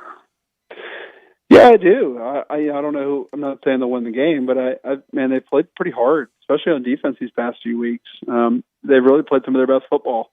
So I expect them to play hard. I think they kind of seem to have called out the guys, that weren't playing hard, that weren't bought in, and the guys that are left are a lot of young guys who are a little hungrier and wanting to showcase their stuff to the next staff, or hey, even in this day and age, showcase their stuff in the transfer portal. And so I think there seems like there's a ton of motivation right now, and I expect him to play hard. I do. And look, the players still like Coach O a lot. I think there's been a misnomer about that. I like that this team didn't quit on Coach O, I don't think. I mean, they like him, and I think they'd love to see him go out in style. And it seems like when he's talked to the press, seems like he might take a couple of years off and see if he can get back into coaching. But it's very they all say that. I mean, right. You never know. Right. I could see him in a booth somewhere too. I think that's a possibility. Although the subtitles might need to be up there. But you would need closed captioning to understand it. Right. But he is Barrett Jones. He's our man from ESPN College Football, again doing the LSU versus A&M game this weekend. Barrett, we appreciate it. As always, have a good Thanksgiving. All right, guys. Happy Thanksgiving. See you later. Thank you, Barrett. Sure appreciate you. Thank you so much. Thanks, guys. Barrett Jones with us every week. He'll be calling that LSU A&M game. And Barrett Jones brought to you in part by Belly Acres, and their motto is City-Fied, Farm Fresh. The goal, quite simple, provide a fun, unique farm-to-table experience for the entire family, and they have nailed it. It is a family atmosphere. It just feels good to be in either of the two great locations at Belly Acres, at 6130 Poplar over in Regalia and in Overton Square at 2102 Trimble Place.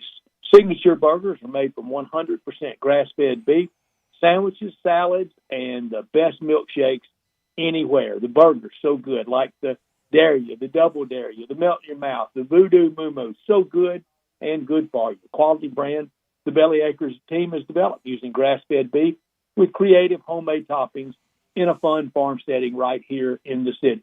In Overton Square and in Regalia, and coming soon, a third great location in 2022. The goal at Belly Acres is to become even more sustainable as they grow. The very best quality available in Memphis is Belly Acres. Burgers, shakes, and smiles at Belly Acres. Also want to tell you about what is going on through November at All-Star Chevrolet in Olive Branch. All the Silverados, all the Tahoes, they have them, and even more on the way, and you can claim yours. The new 2021 or 2022s, you can get it today. You can get it first thing Friday morning, I guarantee it. And also a full lot of certified pre-owned Chevys. If it's on your wish list for the holidays, that's where Santa, that's where he is. That's where you need to shop. And the holiday travel needs to start at All-Star Chevrolet in Olive Branch. Here's an added Chevy bonus for the rest of November. For all military, first responders, college students, teachers, with any new All-Star Chevy you want, you get $500 back. Enjoy an extra $500. Remember, it's not South Haven, it's not Mount Moriah, it's not the Pike, it's not Collierville. It's got to be Olive Branch on Highway 78 off Kraft Goodman Road. If you want to sell any car, truck, or SUV, All-Star will buy it, even if you owe money on it. Even if you didn't buy one of theirs, call Jeff or Kevin or Scott or Drew or any member of that great team. Also, take your title down there. They'll write you a check on the spot. Find new roads to Olive Branch and All-Star Chevrolet and visit their website, allstarautogroup.com. So yesterday we talked about James Franklin and Penn State agreeing to a 10-year extension because of his names being mentioned in the USC and LSU openings. Couple more coaches that could be on the market look like they won't be on the market. This morning, Dennis Dodd reports Luke Fickell is likely to stay at Cincinnati. And, Brett, this makes a whole lot of sense to me.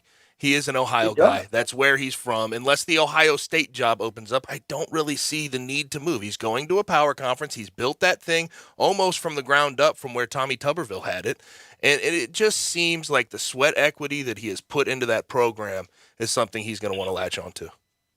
You're right. I think the only thing he would leave for, and he had even, he was the interim when it blew up once before on Tressel. It's Ohio State, and until then, look what he's building at Cincinnati. And huge. Remember, going into the Big 12. Yes, and the only way Ohio State and Ryan Day end up departing from each other, he's never going to leave for another college coaching job. That is his college coaching job until he wants it, until he decides he wants to leave it or retire. But when you look at some of the rumors coming out of that neck of the woods, there's some people discussing Ryan Day maybe being reached out to by the Bears, Brett. What do you think about that? I can see it. And he might want that challenge very similar to Nick Saban had it rolling at LSU. Right. And if he had stayed everything he's won at Alabama, he would have won History. there, and he would have made them the colossus that he's made Alabama. Ryan Day knows if he's ever going to take that shot at the pros, do it now, and then he could name his landing spot whenever he wanted to return back to college, whether it was Big Ten or take a swing at the South. And I know there's some people hearing what I just said about him staying at Ohio State no matter what until retirement or going to the NFL. The way Ryan Day has it going right now with development, with recruiting, with who he has around him, with the assistant coaches, with the people he knows, it seems impossible for him to screw it up. It seems, and he seems like a very bright coach too. He's very good at what he does. So that's why I say the only thing that would separate him from Ohio State is either retirement or an NFL job. And you got to remember, right now in college, there's a lot of moving parts. You're constantly recruiting your roster. You got to make sure you guys are lined up for NIL. You know, it's always that controversy. You have 4 quarterbacks on your roster, and only one's happy, and the other 3 are Right. looking to land somewhere else. He can go to the NFL, and I'm not saying he will, but he can go to the NFL, and it's all about one thing: football. And very true, yes. But the Bears are a tough job, and we know the volatility of the NFL coaching profession. It's just so volatile. You don't know what's going to happen year in, year out. Your GM But could look make who some he would bad be linked decisions. with. He would be back with Justin Fields. That's very true. Yes. So I get that. I completely understand that, and it's still in his regional area. People. Yeah, that's a good fit. It's Yeah, a very that's good not fit an for odd fit him. at all. Like he would like to live there in Chicago. That's something that he would latch onto. But that's one of those things, Brett. In the end of the day, I'll believe it when I see it. When I see Ryan Day give the okay, get to a presser and say I'm leaving for the Bears, that's the only way I'm going to believe it, because it is so nice for him at Ohio State. He has it so good. He has it so good at Ohio State. Gabe, on any of these on job openings, and this is not a slight at Cincinnati, especially not moving into the Big 12. But if you can't dislodge Luke Fickell from Cincinnati, you better be loaded up big time to blow out Ryan Day or Lincoln Riley or almost anywhere. Look, I know this. Miami may get Lane Kiffin, but it's going to be with one hell of a fight from Keith Carter. Yes, the money will be there. And that's the thing with Miami. The money would have to be comparable. I know Ole Miss can probably outbid them in the end of the day. Ole Miss can fork up enough money. $1.5 billion campaign to basically rebuild the stadium. They will come up with the money to keep Lane Kiffin. You let him win tomorrow night, and it will be it'll be people almost like at a church offering. They'll be digging deep. They're going to have the baskets out. Any donation, any and all donations, send them to the front. Also, send it around again. Also, yesterday I texted you about this right when I saw the news. Hugh Freeze and Liberty agreed to an extension ahead of their move to the Conference USA. Speaking of passing the plate. And honestly, yes, I hear you.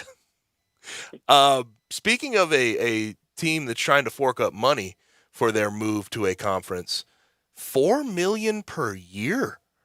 A Liberty coach is being paid through 2028. He's 25-10 there. But this is my question, Brett. If he doesn't get out now, when's he ever going to get out? I mean, because I think everyone knows that Hugh Freeze wants to get back to the Power Five. Everyone knows that. Liberty is a stepping stone. It is. But and before anybody even sends in the text, we want you to text. We love AutoZone. We love your interaction. But if Lane Kiffin left, Hugh Freeze is not being hired at Ole Miss. No. That talk about a bridge that is burnt to the ground. They built a new bridge. That bridge is, that one is gone. I don't even know how people think that that's even a realistic thought. You would be surprised. No, I know. I've heard it. I've heard it, Brett. I'm just amazed that that's a thought out there. But if he doesn't leave now, if he doesn't get out now, you sort of wonder when he'll be able to. Because at Liberty, Brett, it's tough. Well, maybe he's in a good, happy spot. He really seemed at ease when he was in Oxford, and everything is fine with he and Jill and his family, and that's good. He paid a big price, but the comeback story is sometimes really, really gratifying. And I hope and I think it is for Coach Freeze. And we know this. He can coach. He can coach anything. He's done a great job. And I'm going to say this tongue-in-cheek, but seriously at the same time, he can recruit.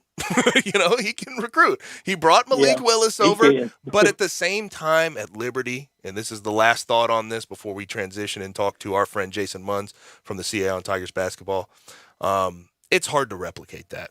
It's hard to replicate what he's had since he's been at Liberty. Getting a transfer quarterback of Malik Willis's ilk is not going to be something he's able to do year in, year out. But we shall see how this works out for him in the coming years. When we come back, we're talking with Jason Munns from the CA on Tigers basketball. They're in Brooklyn tonight versus Virginia Tech. We talk that and more on Sports 56 98.5.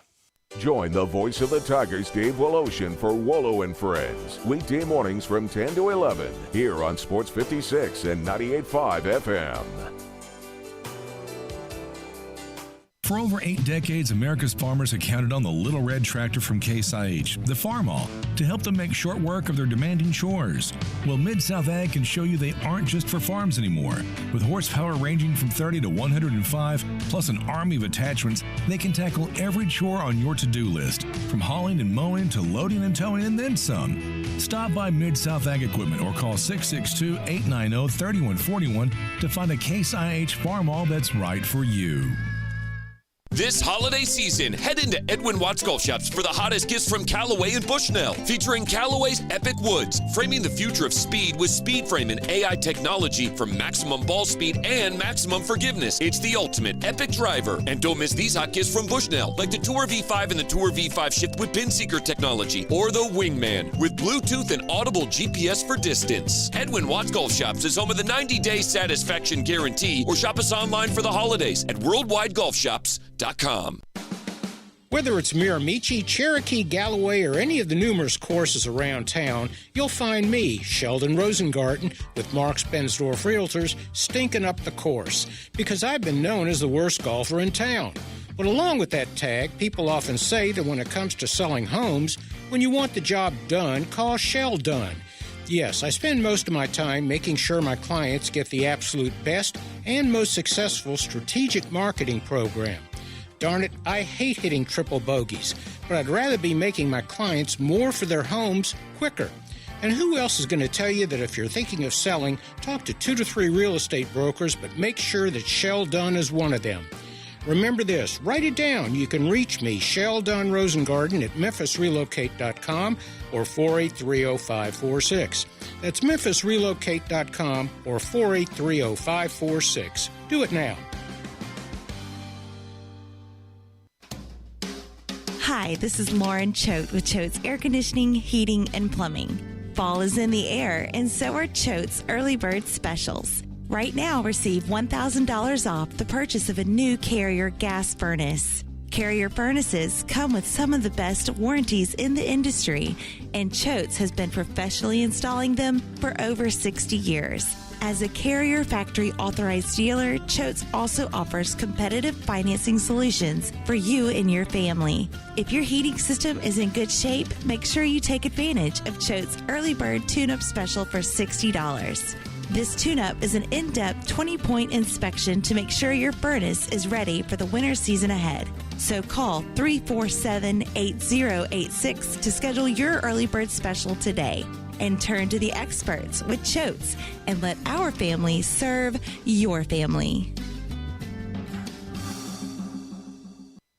Step up your wings game at East Coast Wings and Grill. With 60 wing flavors and 7 heat indexes, do you have what it takes to turn the heat on your wings up to insanity? East Coast Wings and Grill is family friendly with a large variety menu to satisfy the whole bunch. Sign up today for their loyalty program and taste the rewards. For every $1 you spend, you collect a point. Earn 100 points and receive a $5 reward. Next to Lowe's off Highway 64 in Bartlett, come try America's best wings at East Coast Wings and Grill. 5-Ash Roofing, it's what we do. Roofing and siding, gutters too.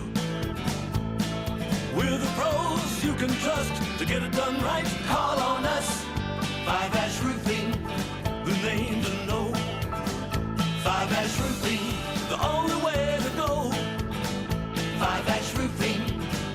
what we do. Five Ash Roofing.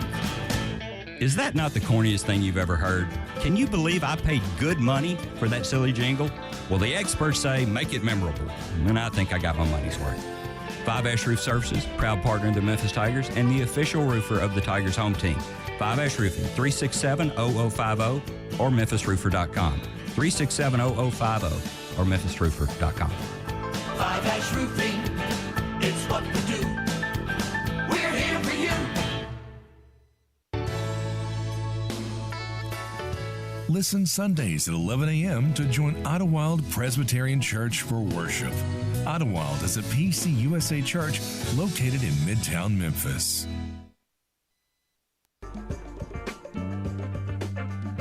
Now, back to Sports Time on Sports 56. Here once again are Brett Norsworthy and Gabe Kuhn.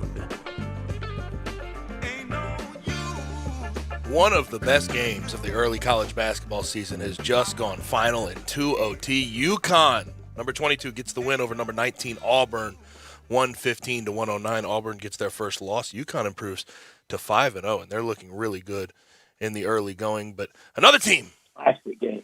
Another team right here in the city of Memphis that's looking really good. They're in Brooklyn tonight, and we have our friend Jason Munz at Munsley on Twitter to discuss it. He is live from Brooklyn. How are you, Jason? Man, I'm all right. I'm currently in the midst of researching restaurants that are open on Thanksgiving Day in Brooklyn. Oh, so well, what about that famous? Is it Brooklyn barbecue where they give you like the one strip of brisket and the dainty little pickle and a little roll? Go get you some Brooklyn barbecue. I know. I actually found a place just up the street called Junior's, and I was looking at their menu before, and it says they have. It says something like, try some of our famous barbecue, and I'm looking at like the dishes and the various dishes on the menu, and they're like $24.99 for like. I'm telling. I kid you not. They have a hot dog on their menu for $18. Oh my God! Come on, man. So what is that, Jason? If I'm getting barbecue, I don't know about you, but I need like 3 meals on one plate, and it needs to be $10.99 at the most. That's what I need. Yeah. Potato salad, beans, slaw, the whole 9 yards. This ain't that. Yeah. So we'll see. They do breakfast all day. So we'll, and it's relatively reasonably priced, so it doesn't sound like it's all bad. I guess we'll go ahead and start here. How important is it for the Tigers to get these early wins there in Brooklyn? How important, when we talk about the resume at the end of the year, are these going to be? Well, it depends, who the potential wins would come against. I mean, if they have to play Iowa State, then that's like a must. True. You cannot leave here having to play Iowa State and then losing. That can't happen.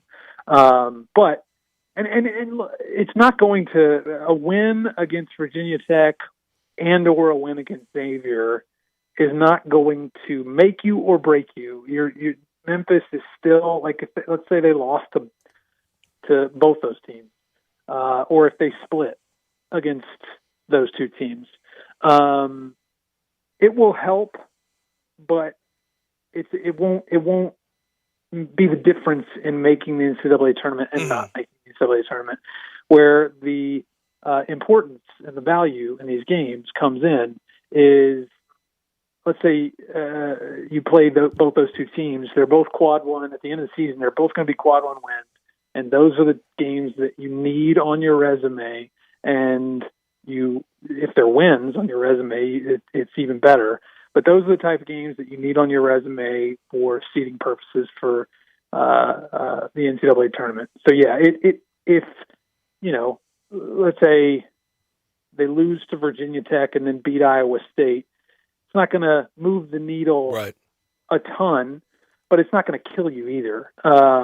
So it's, but then on the flip side of that, let's say they beat Virginia Tech and then they beat Xavier. Well, then that's going to move the needle quite a bit. Yep. So it's high upside, a lot of upside here. Yeah, and then after you beat these teams, then you become the biggest Virginia Tech and Xavier fan the rest of the way because the multiplier effect, the moving parts of the world of them playing in the ACC and in the Big East. Jason, tonight for Virginia Tech, they want a game max in the mid 60s, but I think they would prefer it in the 50s. Is that accurate or not? That is 100% accurate. They're like toward the bottom in the country in tempo and adjusted tempo, the KenPom metric, adjusted tempo, which means they squeeze the ever-loving life out of their possession. They drain the shot clock. They run their stuff. They're incredibly deliberate, and that's their game. You know, they want to limit your possessions, and they want to, like I said, squeeze the life out of their own possessions. And so here's what I think is going to be a big key in this game. Virginia Tech, in their first 5 games this season, has not been a very good first-half team.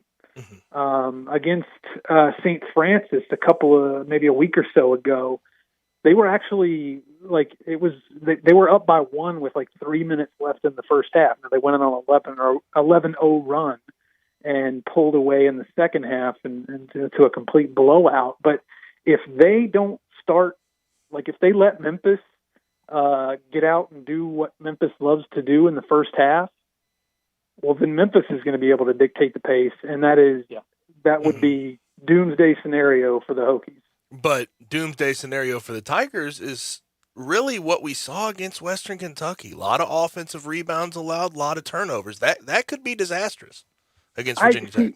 Yeah, Virginia Tech's game is not about offensive rebounds because, they're not a high volume shooting team.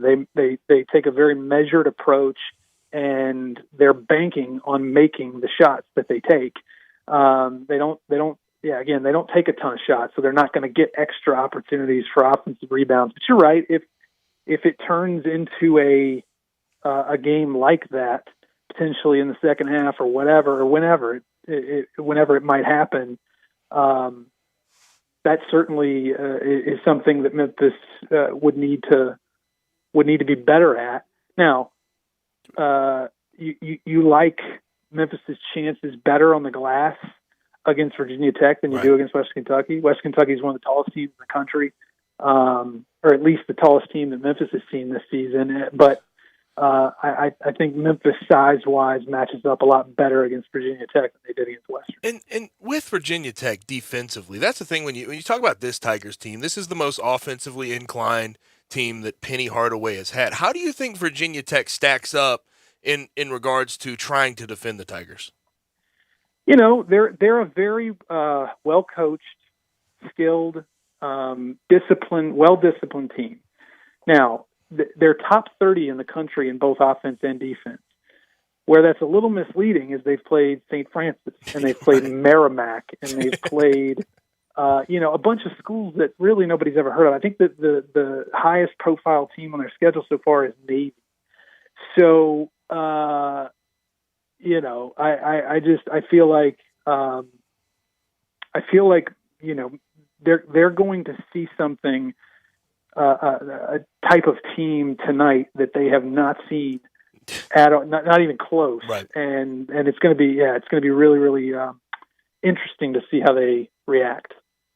All 4 of these teams in Brooklyn, they're all 4 undefeated, but none of the wins are against heavyweights. You could argue the Tigers' wins over St. Louis and Western Kentucky are probably the best wins of all the accumulation of teams in New York. And I texted Gabe late last night when I saw this. Who knew the ESPN BPI, the basketball power index, that gives Virginia Tech a 56% chance of winning. Las Vegas has the Tigers favored 3.5. Jason, I always side with Vegas. Oh yeah, Vegas knows their stuff, no doubt about it. And I think that you can look at it one of two ways. Memphis committed 26 turnovers and shot 2 of 16 from 3 against Western Kentucky, so they're coming in kind of licking their wounds a little bit. But you could also look at it like they got their clunker out of the way. That they're due to, or maybe you can look at, I haven't heard this mentioned. maybe Memphis got caught kind of looking past Western Kentucky a little bit, in anticipation of this marquee, big city neutral court matchup against the borderline top 25 team, undefeated team, Power 5 conference opponent. We'll see. I personally think that Memphis is too deep. They are too active on defense, too athletic across the board for Virginia Tech, and that's nothing against Virginia Tech. They've got good players. I'm with you. Kive Aluma's very, very good. Storm Murphy, their point guard, is incredibly talented. But I just think that Memphis is going to be too much for them. Last thing for our man, Jason Munns from the CA, obviously Tiger basketball beat writer. Okay, since we can look ahead, we're in the media. We don't have to worry about not looking forward. So if everything goes to plan, Tigers beat Virginia Tech, Xavier beats Iowa State, Tigers play Xavier. What should we expect from that Xavier team? Obviously, a good win against Ohio State earlier this year. How good are they? They're the number 25 team in the country. Yeah, so they're ranked 33 in KenPom. You mentioned the Ohio State win. Their other, it's like, that's nice. The Ohio State win is nice, but then you look at their season opener against Niagara, and their 3-point. They won by 3. So it's like what happened there, or what happened against Ohio State. Which one is the real Xavier? Now, another thing about Xavier is they're comparable in size to Western Kentucky. Obviously Western Kentucky's size numbers are skewed a little bit by the 7'5" big man that they had, but so it seems like Xavier's a little bit more evenly. Their size is a little bit more evenly distributed, but look, Xavier turns the ball over a bunch on offense, and they don't really create a bunch of turnovers. What they do though is their offense and defense is very balanced. They're 35th in the country in adjusted efficiency offense and 36th in adjusted efficiency defense. So it's they're a complete team, and they would give Memphis fits in some way, shape, or form, I would think. Jason, we appreciate you carving out some time. Have some fun there in Brooklyn, and enjoy your Thanksgiving, man. All right, y'all too. Thanks. Have a good one. Thank you, Jason. We really do appreciate him having some time for us, because he's got a long – he doesn't want overtime like in that UConn-Auburn game. It's going to be a long night. Because you got to remember, he's on that East Coast time, so it's going to be a late night for him. So we thank him so much. And we know everybody has a lot of family in town. You've probably settled in on the meal for tomorrow, but you're going to want to go out and eat and maybe deviate a little bit after tomorrow. We know where to go. Go to Jason's Deli. They like to say bringing more to the table. It's a family thing. First of all, from all the almost 200 Memphis area associates with this Jason's Deli group, they want to say thank you for your business during 2021. It's been trying for everyone. They appreciate it, and happy Thanksgiving to you and yours. And when you want to get a change of pace on Friday, you got great locations like Ridgeway Road, Poplar and Highland, Olive Branch, and Cordova. And it's all about choice there, regardless if you seek a gluten-free menu, vegetarian sandwiches, healthy kids' meals. You will be delighted at Jason's Deli. And with cooler to cold weather, don't forget the great soups. I love the chili, but I also love the broccoli and cheese soup, the chicken noodle soup, the fire-roasted tortilla. That chili, it's Texas style. That means no beans. And all the great salads, all the meats, all the cheeses, all the spreads, all the breads. At Jason's Deli, 4 great locations. You can wrap it up with the complimentary ice cream and all of these. Ridgeway Road, Poplar and Highland, Olive Branch, and Cordova. And you can always check them out online at jasonsdeli.com. And when we come back, got some NBA talk to get to. Klay Thompson is returning to full practice, and he had some interesting things to say in his presser yesterday. Seems like he is ready to go. We'll play some sound on the other side. Also, Grizz versus Raptors tonight. Looks like DeAnthony Melton will be out. Dylan Brooks, questionable. And obviously Precious Achua back in town. in the FedEx Forum. We'll talk about that when we come back on Sports 56 98.5. Broadcasting from the Family Studio, we are Sports 56 and 98.5 FM. Brian Elder's Roofing Solutions. I'm Brian Elder, 867-0303. Hurricane season is upon us. Is your roof ready? Are your shingles laying down and sealed properly? Call me right now, 867-0303. They say you get what you pay for. That's why my opinion is free. Maybe you've got years of life left in your roof. If so, I'll tell you that. But if I find storm damage or a compromised roof system, I'll lay out some options for you. Don't let them tell you it needs to be replaced if it only needs a repair. Call me, 867-0303. Has your insurance company already seen it and rejected your claim? Maybe they're correct. Most of the time, they're not. They do tend to become more reasonable once I get involved, though. 867-0303. I'll measure your roof from outer space or BrianElderRoofing.com. Call 867-0303. Brian Elder's Roofing Solutions. Hi, this is John Conway with Conway Services. Did you pay a big repair bill on your existing heating and air conditioning system this year? Is your energy-guzzling heating and air conditioning system on its last leg and you think it's worth nothing? Good news, it's buyback days at Conway Services. We'll buy back your repair this year up to $1,500 toward the purchase of select Carrier Infinity systems. That's right, we'll buy back your repair up to $1,500, even if we didn't do the repair. Just show us your repair receipt from any company and we'll buy back that repair. If you didn't have a repair bill this year, we'll give you up to $1,500 trade-in for that old energy-guzzling system toward the purchase of select Carrier Infinity systems. When air conditioning systems get older and inefficient, the cost of repairs and higher utility costs almost pay for a new system. So call Conway Services, the Mid-South's premier heating, cooling, plumbing, and electric service company today, and the first 30 callers with a 10-year-old heating and air conditioning system will come out and inspect it absolutely free. Call 384-3511. Conway Services. Call Conway today. The Christmas sale is happening now at Family Leisure. Did you know that's where Santa goes to shop? Oh, yes. Why? Because arcades are up to 25% off. Air hockey and foosball tables, they start at just $149.99. You can get great deals on hot tubs and saunas. Let me tell you, that is perfect for the winter weather. Trampolines, up to 20% off. This is the best time to buy. Pool tables and shuffleboard tables in stock and ready for delivery. They're not waiting on a boat somewhere. Speaking of delivery, those schedules are filling up very, very fast. So reserve your date now, just in time for Christmas. It's the Family Leisure Christmas Sale.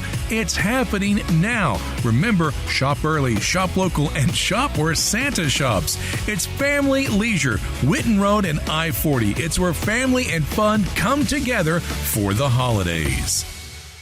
Hey, Jeff Allen, Randy here. It's time to party down and get happy over there at Gossett Kia South Mount Moriah. That's right, Randy, and we'll make you happy with the 41 MPG 2022 Kia Forte, $189 a month, 36-month lease, just $29.99 due at signing. Or a 2022 Kia Sportage LX, $199, 36-month lease. Plus, don't forget 2022 Kia Sorento LX, you Gossett at $289, 36-month lease. And they're both only $34.99 due at signing. Plus, you'll always get Kia's 10-year, 100,000-mile powertrain limited warranty. So whether you live in Horn Lake, South Haven, Olive Branch, or Memphis, we'll make you happy at Gossett Kia on Mount Moriah, 2680 Mount Moriah, or KiaMountMoriah.com. All 36-month leases, $650 acquisition fee, 30,000 miles per year, 20 cents excess mileage, must finance through Kia. Forte NE 415,838, MSRP 21,535, Sportage N7011 110, MSRP 27,635, Sorento NGO 83,556, MSRP 29,215. Includes all rebates and incentives, must finance through Kia, excludes tax not on license with approved credit. See dealer for complete details. Offer valid through 11/30/2021. Dealer stock only. Do you know one of the best things you can do for your employees or family's health? Provide Arctic Clear bottled water. Arctic Clear bottled water is your locally owned and operated bottled water provider. Arctic Clear is 100% natural spring water with free delivery and setup, dependable service, and no long-term contracts. What an easy choice. Call Jeff Manus today, 901-382-2363, or visit arctic-clear.com. Arctic Clear bottled water. Call now, 382-2363. That's 382-2363. The holidays are fast approaching, so start on your list now at Mid-South Hobbies. E-Flight Airplanes, Athearn Trains. Mid-South Hobbies has a huge selection of cars, trucks, and boats from Arma, Losi, Axial 1/10 and 1/24 scale cars, trucks, and crawlers. Spectrum batteries and all accessories are here now. Santa shops local. Hope you do too. Make your holidays fun and exciting at Mid-South Hobbies. Open 7 days a week at 4862 Summer at Mendenhall. Call 901-682-9402 for more details and information. Merry Christmas and Happy Holidays from Mid-South Hobbies. Now, back to Sports Time on Sports 56. Here once again are Brett Norsworthy and Gabe Kuhn.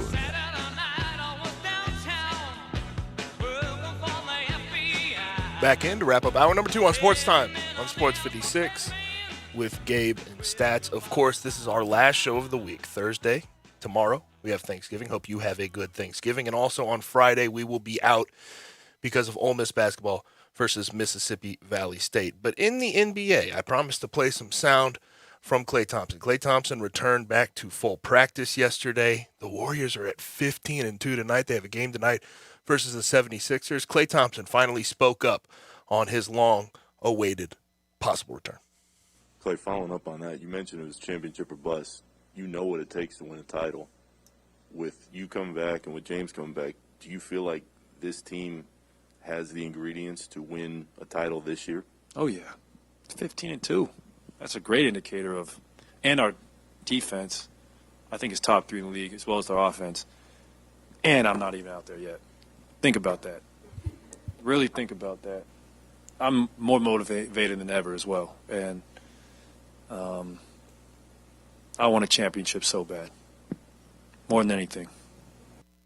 And truthfully, that team this year, without Klay Thompson, 15-2. Draymond Green has done some heavy pulling for that team. Of course, Steph does what Steph does. Jordan Poole's been solid, but they are as deep as it comes. Otto Porter coming off the bench. Juan Toscano-Anderson, Damian Lee. Moses Moody hasn't even done much off of the bench. When Klay comes back, it seems like it's going to be the Golden State we sort of know and have sort of come to love in a lot of ways because of the style of play that they put out there. Yeah, they're back, and they're showing it. And the rest of that interview I saw, Gabe, he seems very motivated and slighted by not making that top 75 or 76. Oh, he's wearing the 77 jersey at practice that they made for him. You know, you get a veteran player like that, they got to look for different motivations sometimes, and he's found it. He just, ever since he's gotten into the NBA, he's been a ridiculously motivated player. And here's the thing that has been an interesting conversation. People say, how is he going to return from an ACL surgery and an Achilles surgery? Well, he's going to be slow at first, there's no question. But Klay Thompson is not a high-usage player. He doesn't need the ball in his hands. He plays good defense. He barely dribbles the ball. I don't see it changing much of what they've built as far as synergy early in this season. I mean, 15-2 at this point, and Klay Thompson is still set to return. That Warriors team is certainly on full display. Now, Grizzlies, first Raptors tonight. No DeAnthony Melton. Dylan Brooks is questionable. Precious Achiuwa will be back in FedEx Forum. But, Brett, we don't know what to expect from the Grizzlies night tonight. Is it going to be the uninspired, gross effort they put on in Minnesota, or is it going to be the inspired, good-looking effort they had against the Jazz? You just don't know what it's going to be. But please don't be uninspired, because I think a lot of people are waiting to fall in love with this team and really support them. But give us the consistent Grizzlies. Give us those great wins. Give us those college football playoff impressive wins. Don't give us those wins that the NIT selection committee wouldn't like. And this is 3 opportunities: Toronto tonight, Atlanta Friday night, and Sacramento on Sunday afternoon, matinee 5:00 on Sunday downtown at FedEx Forum. You clip off those 3, and you go from 1 over 500 to 4 over 500, right, and 12 out of the first 20. Well, look, everybody breaking down the season, whether it's 10-game increments or you do it in a little larger sample size by 20, you would love to go 12-8 over all 4 quadrants of 20 games.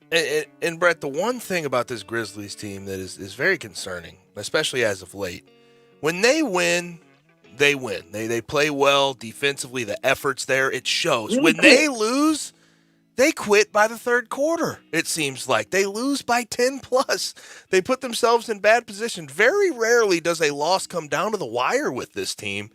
And you want to see with a young team, even when they get down like they did against Minnesota, at least some fight, right? But as of late, it hasn't been that way when they get down, and that certainly makes you nervous. But then they give you a performance like they gave you in Utah, beating one of the best teams in the Western Conference. And Jaren, Desmond Bane, all sensational, right? And they're missing one of their best bench players in DeAnthony Melton. They're missing Dylan Brooks, and they still somehow come out with a win. So it's just been night and day, Jekyll and Hyde with this team. We'll see what kind of effort they put out there tonight against the Raptors. That'll do it for hour number 2. Hour number 3 on the way. Our last hour of this week, again, will be out Thursday and Friday. Bruce Marshall joins us from the Gold Sheet. If you have any games you want us to run by him, 901-360-8255 at the AutoZone listener line. You can also message us on Twitter, YouTube, Facebook, Twitch, and at Sports56, WHBQ.com. 5:30. We have a First National Bank and Trust Wednesday football forecast, normally Friday football forecast, but we'll get that done at 5:30, and we'll get you out at 5:45 with Taco Bell Crunch Time. Hour number 3 on the way on Sports Time with Gabe and Stats.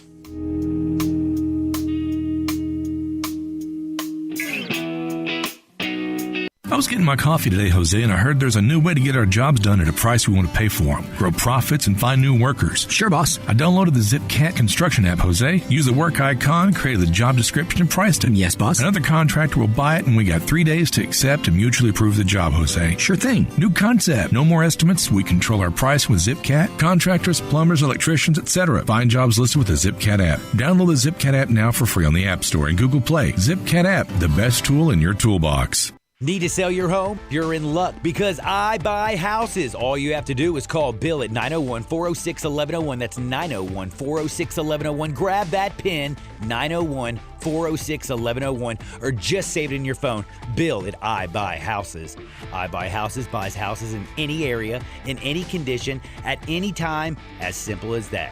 I Buy Houses is guaranteed to close in 5 days. So if you need your cash fast, just call Bill at I Buy Houses, 901-406-1101. Has your house been on the market? Were you just tired of renters? Or is it just time to start over? Well, avoid repairing, cleaning, painting, and prepping your house. Just pick up the phone and call Bill at 901-406-1101. That's Bill at I Buy Houses. If you're in Southwind, South Memphis, North Mississippi, North Memphis, Collierville, if you can hear this, just call my friend Bill at I Buy Houses, 901-406-1101. There's nothing more frustrating than when your garage door breaks down. You're trying to get to work and it just won't open. What's the deal? Well, I'm not a garage door expert, but my friends at New Day Overhead Doors are. I was using New Day to fix my garage way before they came aboard with us. They are your one-stop shop for all your garage door and garage door opener maintenance needs. True professionals. And get this, New Day will beat their major competitors' price, oftentimes by half. That's half the price. 30 years experience, honest, dependable, family-owned business. Don't ignore those strange noises your garage door may be making. It's New Day Overhead Doors for a simple repair or new garage door opener system. To schedule your appointment, call 901-351-5177. That's 901-351-5177. New Day Overhead Doors.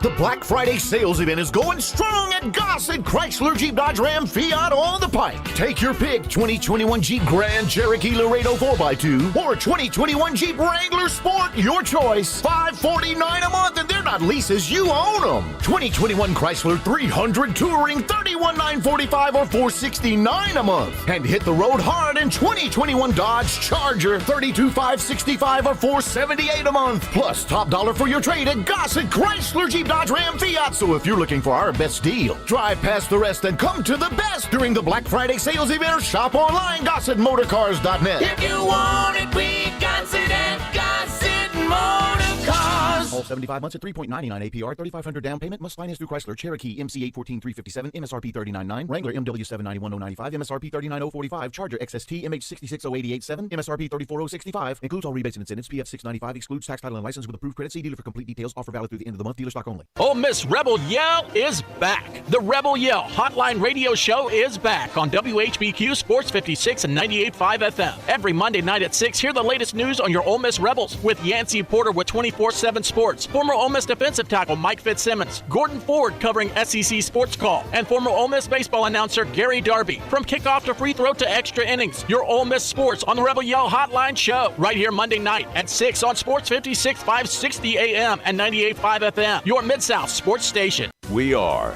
Sports 56 WHBQ Memphis and W253DF Memphis, Flynn Broadcasting Stations.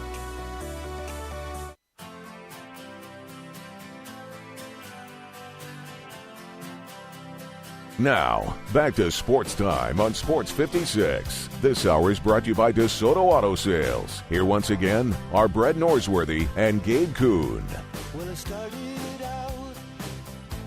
Thank you very much, Bryant Davis. Final hour of the week. So we've got a lot to do in this next hour. Please stay with us. Bruce Marshall from the Gold Seat, and then we will have our pick at 5:30 with First National Bank and Trust Friday football forecast. We know it's Wednesday.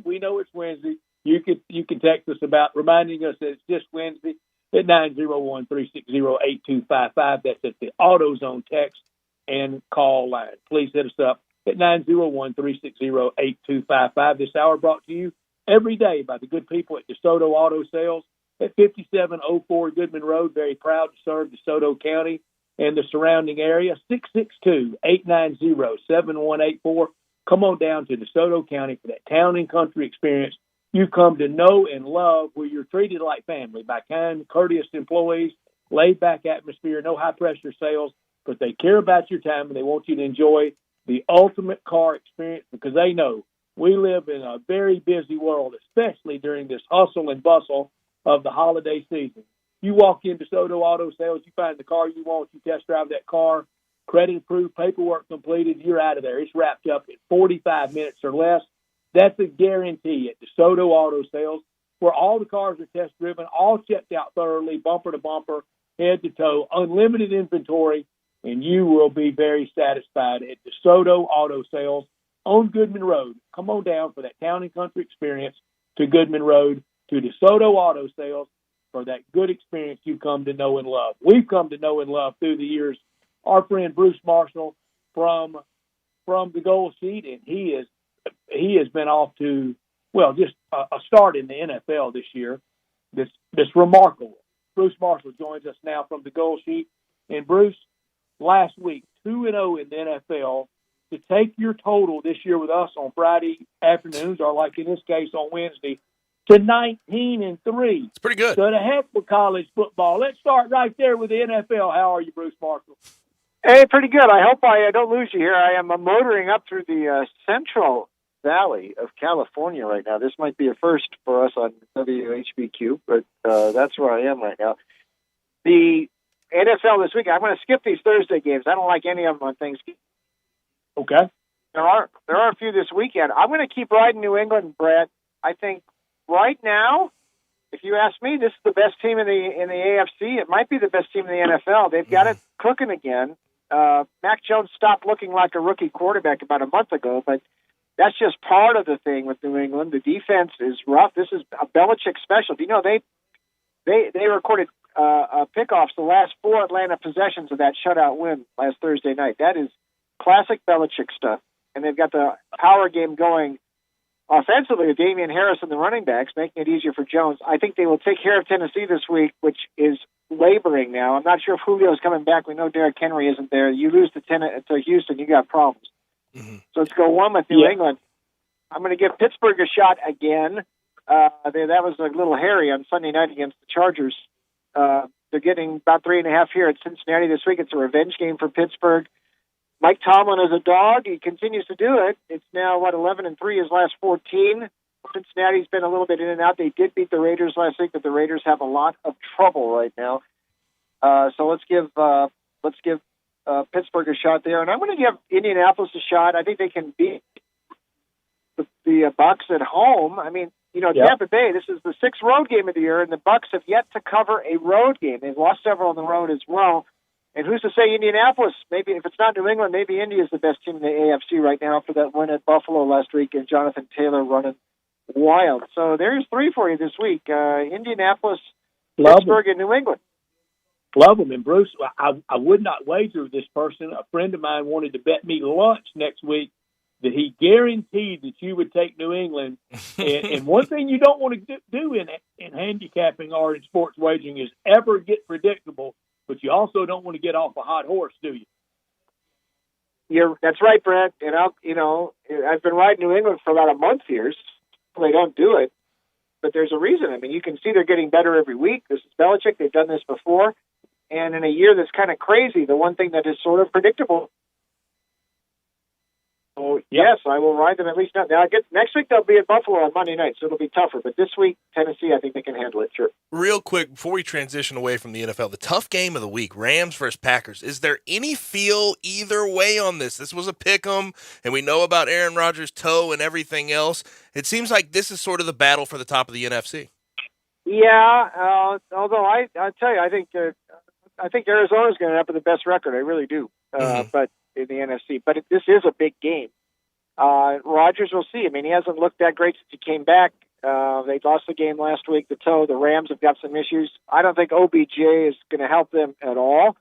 I think he signed with them for his brand, and that's the sort of stuff they're doing with the Rams right now. I mean, they're making all these moves. They're acting like they're the Dodgers. NFL teams aren't supposed to do that.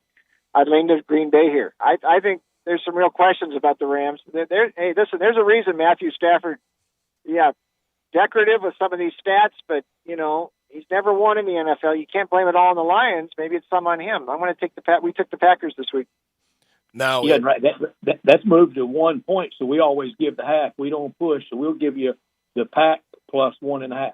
I'm sorry, Gabe, go ahead. I was just saying, I guess we'll just sort of go in order of college football, because you have Thursday, Friday, you have games around the clock, more or less. The Egg Bowl, though, is the important one we're watching. Brett is on hand right now. That line has moved all over the place.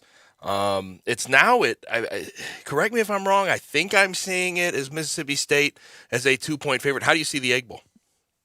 I think the total is the way to look here in the game, Gabe. I look at under. I mean, this has been Ole Miss has got a long string of unders going here, and this is sort of how they've played this year. Lane has sort of slowed the offense down a bit. I mean, DJ Durkin's defense, some of the transfers have come in and played better. They've been playing lower scoring games.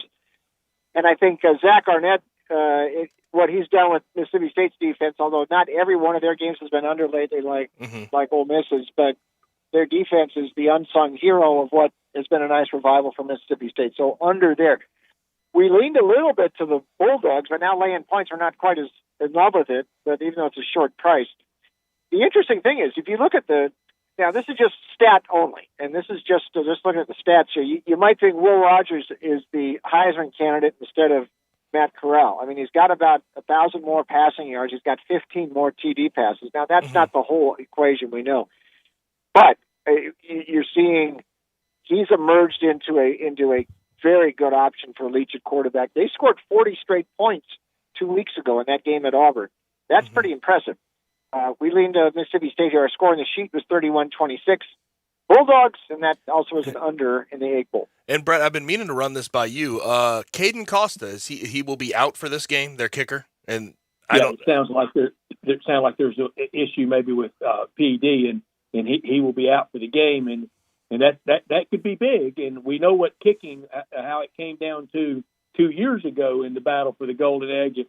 If Luke Logan had made that extra point, we'd have gone to overtime. Instead, Matt Luke was out, and a few weeks later, Joe Moorhead was out. Yep. Bruce, it's a big rivalry when both the winner and the loser 2 years ago got fired. I know. That was incredible. That was quite a finish, that game. We remember all that, Elijah Moore and all that. And one other note, Ole Miss actually covered that game. They were plus 1.5, plus 2. Yeah. And 6 straight Egg Bowls of the underdog team is covered. So keep that in mind for the game on Thursday as well, tomorrow. But anyway, I think under Mississippi State, way will look. Bruce, I can assure you, leaving Davis Wade Stadium, Scott Field 2 years ago, I was just proud that I did not spontaneously combust. I was so mad. I was afraid that I might. Bruce, you're a college football historian. I don't think you're rivaled. I think you're the top college football historian I have ever dealt with, ever conversed with, ever encountered, and I admire it. And I admire you. You know that. I have said this weekend, for me, rivalry weekend, Thanksgiving weekend, it's the weekend that made college football famous. From when I was a little guy listening to Chris Yankel and Bud Wilkins, and then to Keith Jackson and Frank Broyles. Do you agree or disagree that this is the weekend that made college football famous? I agree, and it is this weekend. Although in the past it used to be often a lot of these rivalry games were the week before Thanksgiving, and there were a few last week. But now most of these seem to be played the Saturday after Thanksgiving or Thanksgiving, like the Egg Bowl. We used to have Texas A&M always in Thanksgiving as well. So we've seen a little bit of both. But this weekend is it. There's also, you've got Ohio State, Michigan. You've got the Iron Bowl. You've got the Egg Bowl. You've got all the SEC, ACC rivalries are now all on this weekend after Thanksgiving now. So that's another thing. So Florida State, Georgia Tech, Georgia. They've moved Louisville, Kentucky now to this weekend. And that's a recent arrival to the rivalry thing. Clemson, South Carolina is always this weekend. So, yes, I think this weekend is definitely the one. I would say it's the peak of the year in college football. And no teams have a bye this week, by the way. There's 65 games this week. That's right. Brett and I had an interesting sort of mini debate yesterday about the Auburn versus Alabama rivalry and the Michigan versus Ohio State rivalry. Is one better than the other, in your opinion, Bruce? Yeah, I'm a little more partial to. I have an interesting story here. Lynn Scarborough, you might know him. He writes for Lindy's magazine. He's been around for a while. He's an Auburn guy. Mm-hmm. And I had a few years ago after the Chris Davis, the kick return in the great game in 2013, when Auburn won right at the end. And he's been to like 55 straight Iron Bowls, right, including all those games in Legion Field in the 72 game. The 2 block punts, David Langner and all that. And I said, and I said, Lynn, compare me Chris Davis versus David Langner, so 2013 versus 1972. And he said, I'll tell you what. He said, that was very exciting what Chris Davis did. He said, that was unbelievable. He said, you may never see that again. He said he would have had to do that twice to match what David Langner did in 72. Right. So I think that thing and the way that game ended in 72, I don't think we'll ever see another game end like that. One note in Ohio State, Michigan, too. 1973, there have been great games. I think the 69 game was one of the most important college football games of my life. In 73, that 10-10 tie, that forced a vote of Big Ten athletic directors to see who would go to the Rose Bowl. And they voted for Ohio State by 6-4. And one of the schools who voted for Ohio State was Michigan State, believe it or not. And they had been mad for over 20 years that Michigan was sort of trying to block their entrance into the Big Ten. They came in the Big Ten a little later than most of the original members. But Michigan State actually coast, and had that been a 5-5, Michigan would have gone to the Rose Bowl because Ohio State went the previous year. They had just lifted the no-repeat. But Michigan State actually cast the vote to keep Michigan out of the Rose Bowl. So that's a great story about Ohio State, Michigan. All right, give us your pick on that game. Michigan, Ohio State, 8.5-point favorite at the Big House. Keith Jackson dubbed it that at Michigan Stadium in Ann Arbor. And then and then we'll get to the Memphis Tigers on Saturday night against Tulane. But first, Michigan and Ohio State. I kind of hate both Michigan and Ohio State. I hope they could both lose. But since one of them has to win here, we lean to Ohio State. I know Ohio State got pushed a bit by Nebraska and Penn State recently, so I wonder if they're going to be able to bully everybody. But, interesting. The last Ohio State coach to lose to Michigan was actually Luke Fickell. That year he took Tressel's place on an interim basis, so that's a decade ago. once Urban got there, he never lost. Ryan Day just, he said he wants to put 100 on Michigan. We'll see. Stroud is so hot right now.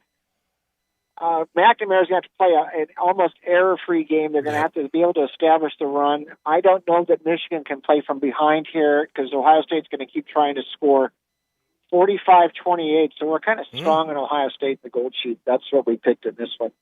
And Tigers, -6.5 on ESPNU at 6:30 versus Tulane. This is a huge game for my Tigers trying to get back bowl eligible. Yeah, and we've had I was a little disappointed last week, the Houston game, and Tulane actually came on pretty nice last week, and they broke an 8-game losing streak for Coach Fritz. I said this, Bruce. Don't mean to cut you off too hard, but one of the more capable 2-9 teams you'll find in the country. A dangerous 2-9. Yes. Yes, they are a very good 2-9. We would take the points here with Tulane. That's my updated forecast on this game. 30-27. Memphis, I think the Tigers can win and get bowl eligible, but I would not lay the points. Memphis does not have a good point spread record in most roles. I mean, the one that they had a decent record in was as a dog on the road, and that didn't work last week against Houston. So I think Willie Fritz keeps this close. I'm just very reluctant to lay points with Memphis right now. All right, let's go to Bedlam. You give us your pick on Oklahoma State hosting OU, and then your one or two favorite plays from the college football weekend that starts really tomorrow afternoon. There's a game tomorrow afternoon before the Egg Bowl, and then it concludes late Saturday night. But first to Bedlam. I think I have a prediction here. Jim Knowles, the defensive coordinator for Oak State, is going to win the Broyles Award this year as the top assistant in the country. This defense, 42 sacks. They lead the country. Tackles for loss, they lead the country. This looks like a Buddy Ryan defense, what he's got. And there are some decent offenses in the Big 12 that they have wrecked this year. I don't know that Lincoln Riley's going to be able to cope with them this week. He's been juggling. He pulled Williams out 2 weeks ago in that game. They lost to Baylor. Rattler came back in. They were lucky to beat Iowa State last week. Remember when Oak State had struggled a little bit early in September, Sanders, the quarterback, was hurting. And, oh, by the way, close call against Tulsa. Tulsa was playing Ohio State really tough back in September and asked Cincinnati about how tough Tulsa is. So there's nothing wrong beating Tulsa by just 5 points. So 24-16 Oak State, that defense is going to do it. I think they are a serious Final Four contender. We'll see how that goes. Couple of games to like this week. Here's a few off the beaten track. A last chance to go against some of these bad teams. Go against Temple this week. If they're not playing the Tigers, they're pretty bad. And I think they've had guys literally quit the program the last couple of weeks on Rod Carey. Navy laying 13. This is a bad matchup for Temple. They haven't come closer than 20 in 6 weeks. So we're going to lay the points at Navy.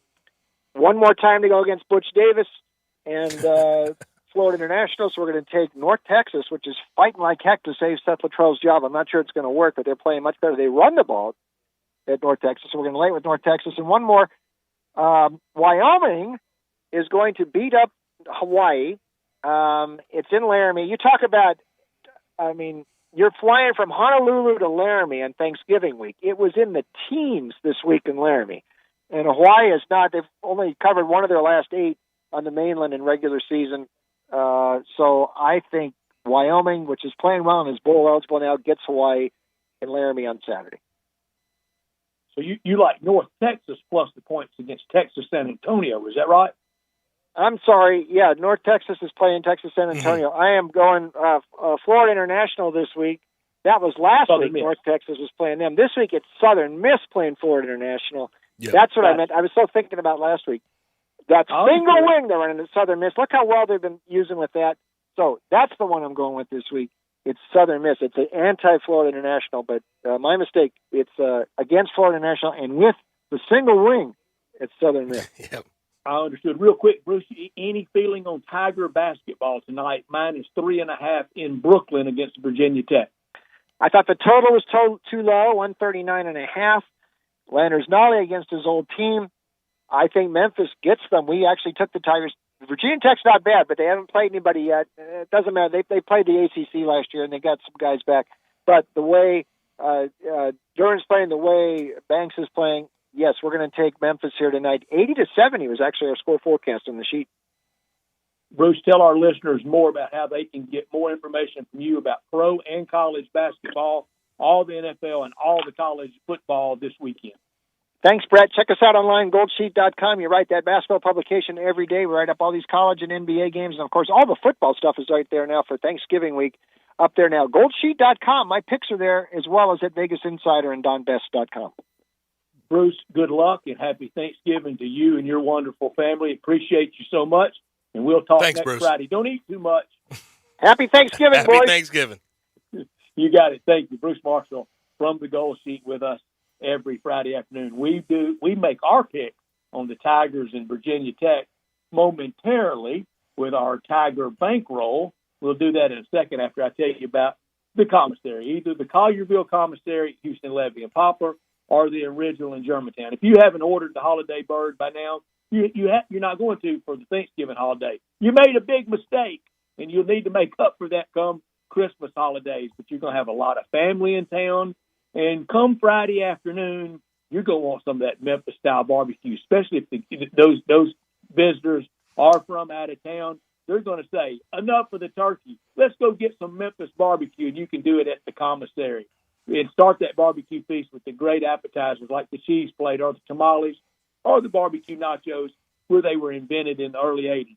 You need to go right now to either commissary and get a lot of that for tonight to watch these games, to watch the Grizzlies and watch the Tigers tonight. And then you can have it again on Friday after you get through with the holiday bird. Again, if you missed out on the bird or the hams this time, you will want them for the Christmas holidays. Walker Taylor and his staff wish everyone a happy Thanksgiving. They thank you for your business, and they have been very busy with the holiday birds, and they appreciate it. Always save room for dessert. The best lemon ice box pie I've ever had anywhere. The pecan pies, the banana pudding, all the desserts, just like the barbecue. It's fantastic, just like everything Walker does at the commissary. We know he's going to be watching late tonight with Tigers against Virginia Tech. Give them a call at 901-754-5540 or go online at commissarybbq.com in Collierville and Germantown. If you're craving an easier way to order from the commissary, text commissary to 33733. All right, Tigers bankroll. The time has come. You first. Bryant. Oh, big loser last what number time are out. we playing? 3.5. 3.5? Minus 3.5. Okay. $300 on the Tigers. Woo! Whoa, big spender. Man, get the Tennessee red line on. Oh my speed dial. gosh! Well, he's got to make up for that loss. I'm also 3-1 today, so I'm feeling good. Feeling confident. Look at you, 300 minus the 3. If you win, it takes you to 1,100. If it loses, it takes you to 500. Gay Coon. I'm gonna go for 150 doll hairs. Let's take the Tigers minus 3.5. Laying the 3.5. Go Tigers, go. Group lock. I'm only going to wager 60. I'm up 1140, so I'm going to wager 60 and lay the 3.5 on the Memphis Tigers. So group lock tonight. Where do we stand right now? I know I'm at 1050. You are at 1050. I'm at 1140, and Bryant's at $800. Brett's growing that lead. Y'all have gone all in. Look at you, boys. I love it. I got to catch up. We got to catch up to you, Brett. You're taking off on us. We don't need this. I'm just trying to chip away a little bit at a time. Those are our picks for the Tigers basketball game tonight versus Virginia Tech. When we come back, you've gotten Bruce Marshall's picks. You've gotten Alan Bell's picks. Now it's time for the Bryant, Gabe, and Brett picks on the other side when we get to our first National Bank and Trust Friday football forecast on a Wednesday right here on Real Sports Talk, Sports 56 98.5.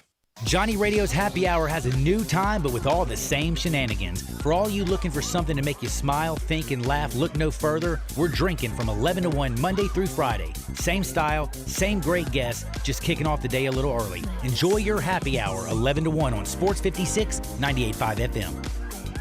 I'm with Pat Donahue from the Rendezvous Shipping Kitchen. Pat, how are things downtown at the Shipping Kitchen? Thanks, Brett. Wow, what a year it's been. 2020 threw a lot of changes at us. One of them was our great Memphis customers figured out how to ship our ribs all over the country. Pat, we know you ship your ribs and shoulder all over the country. What are some of the other popular packages? One of our most popular packages that's come out in the last year or two has been the barbecue nacho box. Well, our nacho box is an all-Memphis box. It includes our pork shoulder. It includes our friends at Poncho's cheese dip. Also includes Brim's chips, Felicia Suzanne's peppers, a bottle of our barbecue sauce, a bottle of our famous seasoning, some reheating tips, wet naps, cook hats, and you can even throw in a box of Dinstall's Cashew Crunch for the sweet tooth. And Pat, this ships overnight just like the rest. Brett, it sure does. Where do we order this great food? You can get these boxes by visiting our website. Go to www.hogsfly.com. In the Alley in Mr. Charlie Virgos' Rendezvous, a family-owned restaurant in downtown Memphis since 1948.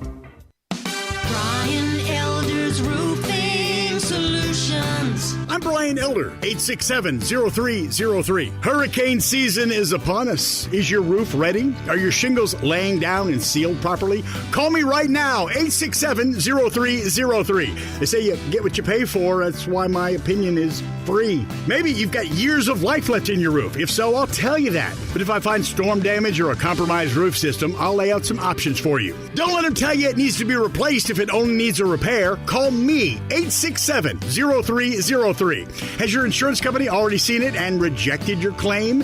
Maybe they're correct. Most of the time, they're not. They do tend to become more reasonable once I get involved, though. 867-0303. I'll measure your roof from outer space or BrianElderRoofing.com. Call 867-0303. Brian Elder's Roofing Solutions. Paid for by Christian Care Ministry. So right now may be the perfect time for you to rethink how you pay for health care. And here's why. Not only is it time for open enrollment for a lot of people, it's also when you can join MediShare and save even more than usual. For the typical family, switching to MediShare saves about $500 a month, which is a game changer for a lot of people. Think what you could do with that. But if you join right now, MediShare is waiving their new member fee. So that's another $170 you'll save. And MediShare is really different. It's a community of Christians who share each other's healthcare bills. More than 400,000 people are members, and they've shared over $4 billion in medical bills. So, yes, they can handle your bills too. This may be the time to make the switch. Join before November 30th for the additional savings. It's so easy to find out more. They're great to talk to. In fact, you can get a price within 2 minutes. Here's the number. Call 855-51-BIBLE. That's 855-51-BIBLE. 855-51-BIBLE.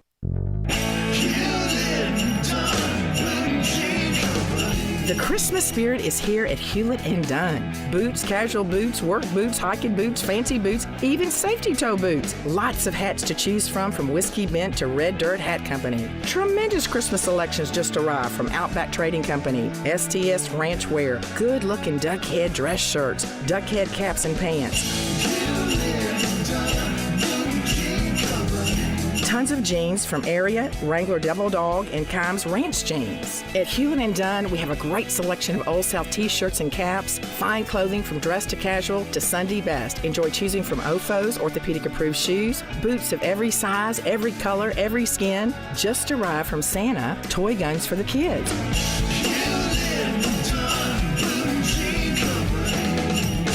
And Done, from our family to your family since 1961. Merry Christmas.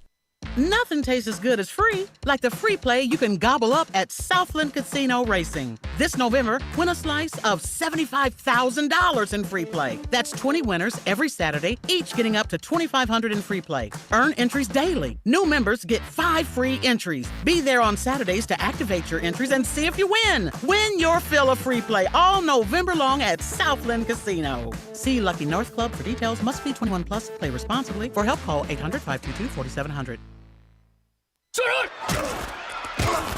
Friday football forecast from First National Bank and Trust, a division of First National Bank of Eastern Arkansas. Real estate isn't something you purchase or develop or desire. It's something you appreciate, respect, and know. With real estate, there's no gray area. You either know it or you don't. First National Bank and Trust, a proud division of First National Bank of Eastern Arkansas. They've known it since their beginning in 1886. Clients depend on First National Bank because they know real estate. Brooks Winchester, Curtis Gentry, Bill Samish, and many more can assist you in your acquisition of that hunting land, farmland, a construction project. Let First National Bank and Trust make your dreams a reality. 775 Ridge Lake Boulevard, Suite 140 in Memphis, 901-498-5763, or the office in Collierville, or online at fnbtmemphis.com. For commercial real estate, residential construction, or recreational and agriculture financing, let First National Bank and Trust help you. They're a division of First National Bank of Eastern Arkansas, where I have had an account, been a friend, and been a customer my entire life.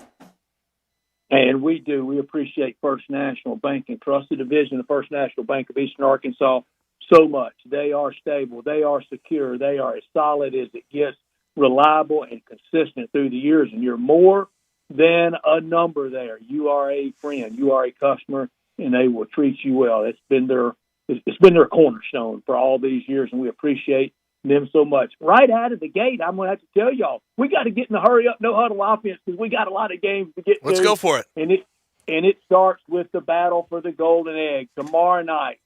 Last 20 games in this series, 10 for State, 10 for Ole Miss, where it matters most. Who gets to take the egg back home or keep it at their stadium? 10 for State, 10 for Ole Miss in the last 20. Are we keying off 1.5? That's what it was when I sent it to y'all. Yes. So we're going to stay at 1.5. Yeah, we're still at 1.5. Let's stay there. It doesn't matter. I'm taking Ole Miss. Brian, you go first. I'm also going to go Ole Miss. Well, Gabe? We're going to start with our Ole Miss group lock because I got Ole Miss plus the 1.5. And I'll make a lot of friends here in Maroon. I'm going to go Ole Miss 35-24, and I've been consistent with it in every interview I've done all week. Yeah. And that goes under, like Bruce Marshall says it will. On Friday afternoon, new to the college football playoff group of 4, the Cincinnati Bearcats. I would say the biggest game in the history of Cincinnati football. They run out on the field, getting ready to be a new member of the Big 12 and a member of the most exclusive club in college football, the CFP4. They are a 14.5-point favorite over East Carolina. It's at East Carolina. Upset. Pirates straight up 26 over Cincinnati. And I'll say this, if Cincinnati wins, next game becomes the most important game in program history without question. Really does. I'm going complete opposite of that. I think this is a statement game for Cincinnati. I think they finally have gotten into the playoff. They want to prove it this weekend. East Carolina's capable. They are, but Cincinnati is the better team. I think we all agree with that. We know what can happen any given Saturday. I get that, but I got Cincinnati huge in this one. I think they make a statement. Yeah, I'm going to agree with you, Gabe. I think they have this opportunity now. They're in the top 4, but I think they've heard what everybody's been saying about, they're not beating teams by enough. So I think that's in the back of their mind of, let's go show them. They're giving us this opportunity. Let's not lose it. So, yeah, I think they win big. Friday afternoon in Fayetteville, 2:30 on CBS, the Razorbacks, a 14.5-point favorite over Mizzou. Mizzou's bowl eligible, Arkansas's bowl eligible. Both of them with a win, you move into maybe something a little bit warmer, especially for the Razorbacks. Looks like a win would land them in Jacksonville in the Gator Bowl. They haven't been in the Gator Bowl since 1981 in the Fog Bowl, lost to North Carolina on a very disputed play that got a good friend of mine, Mike Harris, really chewed out by Lou Holt that night. I think the Razorbacks win on Friday afternoon, but not by the 14.5. The Razorbacks win 24-21. Give me Mizzou, Mizzou, for the money. And I'll tell you this. I think this number's big. I do. But I'm going to tell you how I think this game goes. And Arkansas, I believe, does cover. I think they win by a substantial amount. I have them minus 14.5. This is how it's going to go, though. Barry Odom, returning, playing Mizzou. He's going to make sure he's going to try to take Tyler Beatty out of the game. Connor Bazelak's going to have to do all the heavy lifting. And I don't think Mizzou has a prayer, Brett, at stopping the run game of Arkansas with the way the Mizzou run defense has been this year. I'm not saying they can't win the game. I don't think they will. But I just think Arkansas is a bad matchup for Mizzou. I think it's a really tough matchup for Mizzou. Wow, Gabe. I completely agree with you. And I'm going to go right there with you. Give me the Hogs. Big game on Saturday, 11 o'clock on Fox. Ohio State on the road at the Big House, 8.5-point favorite over Jim Harbaugh's Michigan Wolverines. This is Harbaugh's time. Not only do I take Michigan plus the 8.5, I take Michigan. Oh, boy. Straight up. 27-21 Wolverines. Oh, boy. We need some type of sounder for that. We need Mayday sounder, air horn, something. My gosh. Look, I don't think they'll win, but I think it'll be a close game. I think they have a chance to win, though. If they keep it close, keep it within a touchdown by the end of the game, who knows what could happen. I'm taking Michigan plus the 8.5, though. Got to throw in the rivalry factor, so I'll also take Michigan. Oh, Keep it wow. close. Group lock on Michigan. Already 2 locks in these big rivalry games. All right, another rivalry game. The Iron Bowl, Saturday on CBS at 2:30 at Jordan-Hare Stadium on the Plains. Auburn, a 19.5-point home underdog. Bama minus 19.5. Tide rolls 42-10. I'm gonna take the Tide as well, and the only reason is because I can't think of any good reason to take Auburn plus 19.5 here. I maybe if you want to do it just because you feel like it's too many points, okay, but I just don't think Auburn at this point in the season Right? has Group it. lock, our third. Bama big. Bama big. Wow, 3 group locks across the board. Bama, Bama, Bama. 6:30 ABC on Saturday night. Bedlam. Oklahoma State minus 4.5. Can you imagine how Oklahoma's going to be received there on a good day, but also on the way to the SEC?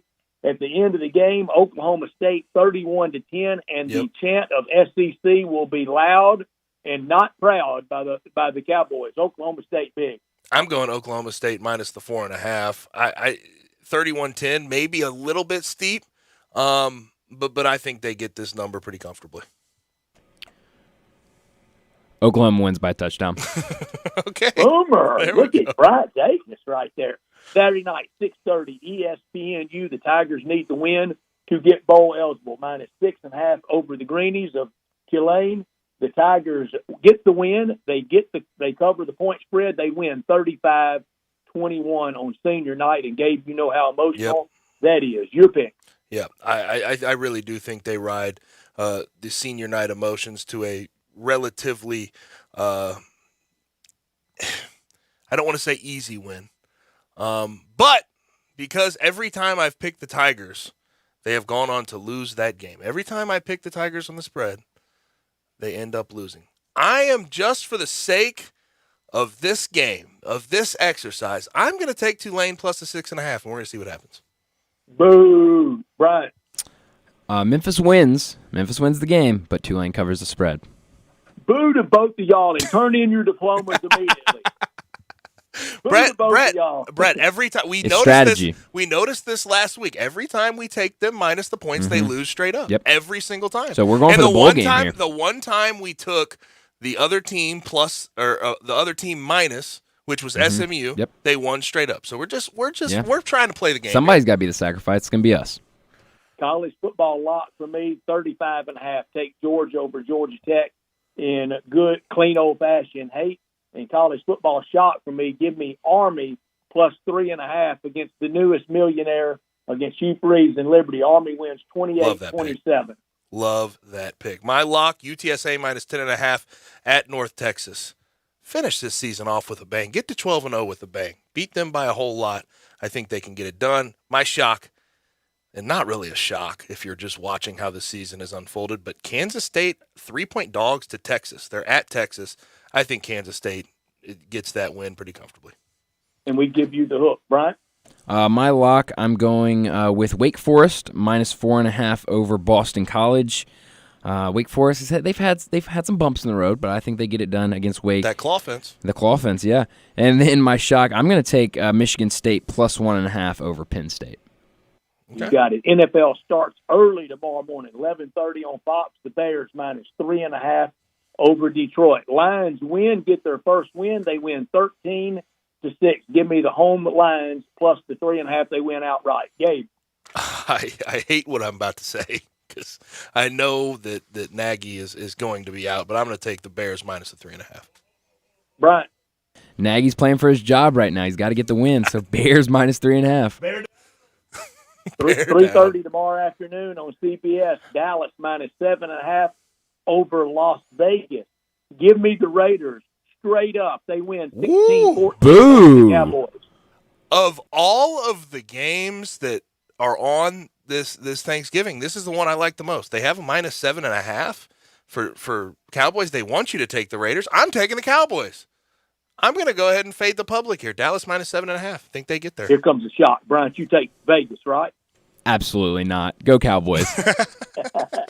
Tomorrow night on NBC, 7:20, Buffalo -4.5 against the Saints. I won't watch you play this because I'll be very busy. But give me the Saints straight up 23-20 over Buffalo. I'm going to have to go complete opposite of that. Buffalo -4.5. I think they get there really easily. Yeah, I'm right there with you, Gabe. Buffalo big. Noon on Sunday, New England -5.5. Alan Bell loves it. Bruce Marshall loves it. I love it. Patriots 35-7 over the Titans. I, too, love it. New England -5.5. Wrong. Titans keep it close. I love it. 3:25 Sunday afternoon on Fox. Green Bay -1.5 over the Rams. Give me the Pack -1.5. Yeah, Rams going into Lambeau. Don't really like it. Green Bay -1.5. Rams off of a bye week. They're going to get the win. Take the Rams. All right. Also 3:25. Also on a Fox affiliate. San Francisco -3.5 over Minnesota. I like the Vikings straight up over the Niners. Give me the Vikings. Right there with you. I'll take the Vikings. Wrong team favored. Vikings win the game. Lock? Group lock on Sunday afternoon. My NFL lock on Sunday. Baltimore -4.5 over Cleveland. And my shop, the Giants +3.5 over Philly. Gabe Kuhn. I'm very uncomfortable why this line is this way, but I'm still going to fall into it. Give me the Chargers -2.5 at the Broncos for my lock. For my shot, give me Giants +3.5 versus the Eagles. Wow. My lock actually is Eagles -3.5 over the Giants. Ooh, bloodletting there. Yeah, and then my shock is going to be the Browns +3.5 over Baltimore. That's our picks for this Wednesday afternoon for our First National Bank and Trust Friday football forecast. We normally do it at 5:30. We'll be back to that time slot next Friday afternoon for all your real estate needs. Contact First National Bank and Trust, a division of First National Bank of Eastern Arkansas, whether it's commercial, ag, hunting, and recreational. A lot of people will be hunting this weekend, having fun. Contact them at fnbt.com or call them at 901-498-5763. We thank you so much, First National Bank and Trust. When we come back, we put a wrap on this final show of this week for us here on Sports Time with Gabe and Stats. You have opinions? The knowledge that I have matters. We want to hear them. Call or text us on the AutoZone listener line at 360-8255. That's the AutoZone listener line at 901-360-8255. Get in the zone, AutoZone. Hi, this is Lauren Choate with Choate's Air Conditioning, Heating, and Plumbing. Fall is in the air, and so are Choate's Early Bird Specials. Right now, receive $1,000 off the purchase of a new Carrier gas furnace. Carrier furnaces come with some of the best warranties in the industry, and Choate's has been professionally installing them for over 60 years. As a Carrier factory authorized dealer, Choate's also offers competitive financing solutions for you and your family. If your heating system is in good shape, make sure you take advantage of Choate's Early Bird Tune-Up Special for $60. This tune-up is an in-depth 20-point inspection to make sure your furnace is ready for the winter season ahead. So call 347-8086 to schedule your early bird special today. And turn to the experts with Choate's and let our family serve your family. If you were to look up comfort food in the dictionary, you should find a picture of the menu from Sunrise on Jefferson. Whether it's for lunch or dinner, there's simply nothing like the food at Sunrise. Breakfast is served all day, every day, with house-made biscuit sandwiches like the usual, with bacon, egg, and cheddar, or the Rooster, with a fried chicken breast, house-made pickles, and Tabasco honey. At lunch, tuck into a downtown burger with bacon and cheddar, or a kickin' chicken salad. I think the name speaks for itself. If you're craving great food served fresh and fast, you're looking for Sunrise. Is your bank standing in the way of you and your sportsbook? Try Action 24/7. We're cutting out the middleman. Deposit or withdrawal in cash. No more bank delays or failures. Action 24/7 has more than 100 partners in Tennessee for cash deposits and withdrawals. Visit action247.com for a location. Cash deposits and withdrawals from your Tennessee sportsbook. Action247.com. You got action. Must be 21 or older and in Tennessee. For problem gambling support, call 800-889-9789. Hi, I'm Troy Fivesh, owner of Fivesh Roofing. Sunday, today and today only. And for the first 50 callers. These are things you will never hear me say in my ads. Because if you're honest, sincere, and knowledgeable, you don't need fast-talking, high-energy, gimmick-promising advertising to get someone's attention. Speaking of that, how do you think companies can offer huge rebates and giveaways when you use their services or products? By overcharging you in the first place, that's how. 5S Roofing doesn't operate that way. It's misleading and dishonest. When I provide a customer with the best products and the best service, and I do it for a fair price, why would I need gimmicks? Best products, best warranties, and the best service possible. That's all we offer. Well, that and financing. 5S Roofing, proud partner of the Memphis Tigers and the official roofer of the Tigers home team. 5S Roofing, fair, honest, and ethical. 367-0050 or memphisroofer.com. 367-0050 or memphisroofer.com. 5S Roofing, it's what we do. We're here for you. The Christmas sale is happening now at Family Leisure. Did you know that's where Santa goes to shop? Oh, yes. Why? Because arcades are up to 25% off. Air hockey and foosball tables, they start at just $149.99. You can get great deals on hot tubs and saunas. Let me tell you, that is perfect for the winter weather. Trampolines, up to 20% off. This is the best time to buy. Pool tables and shuffleboard tables in stock and ready for delivery. They're not waiting on a boat somewhere. Speaking of delivery, those schedules are filling up very, very fast. So reserve your date now, just in time for Christmas. It's the Family Leisure Christmas Sale. It's happening now. Remember, shop early, shop local, and shop where Santa shops. It's Family Leisure, Witten Road and I-40.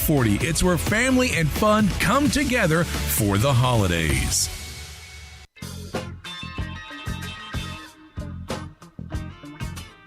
Now, back to Sports Time on Sports 56. This hour is brought to you by DeSoto Auto Sales. Here once again are Brett Norsworthy and Gabe Kuhn.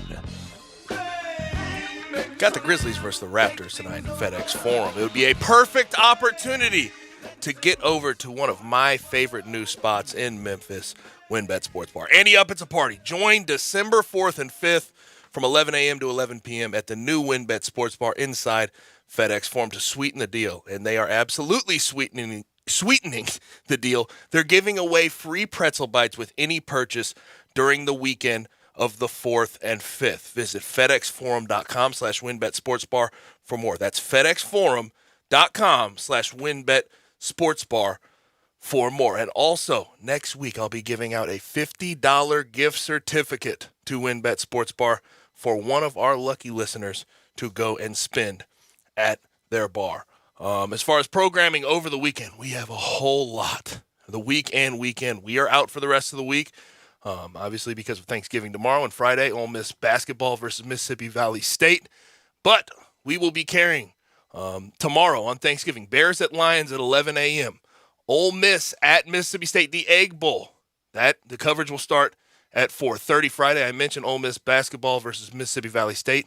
Coverage will start at 2:30 Sunday. We have Vikings at 49ers at 3, Browns at Ravens at 7, right here on 560 AM and 98.5 FM. It's officially time for Crunch Time.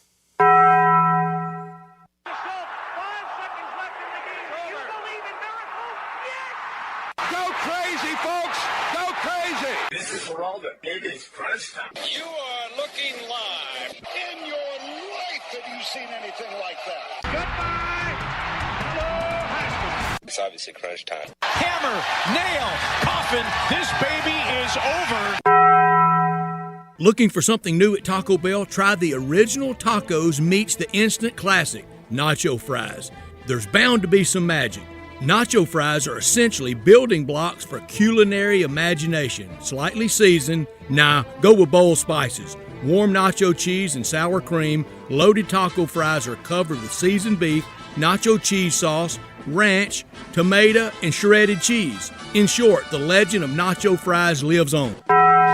Brett, what I learned today is that we are at spooky season when it comes to college football coaching carousel, how that affects recruits, how that affects the transfer portal. Today, there has been 5 decommitments from SMU. You know what that means? That means that Sonny Dykes is more than likely, you know what I'm going to say, it's a guarantee he's probably headed to TCU. We're just waiting for a finalized contract to be on the table. But it brings me to this, too.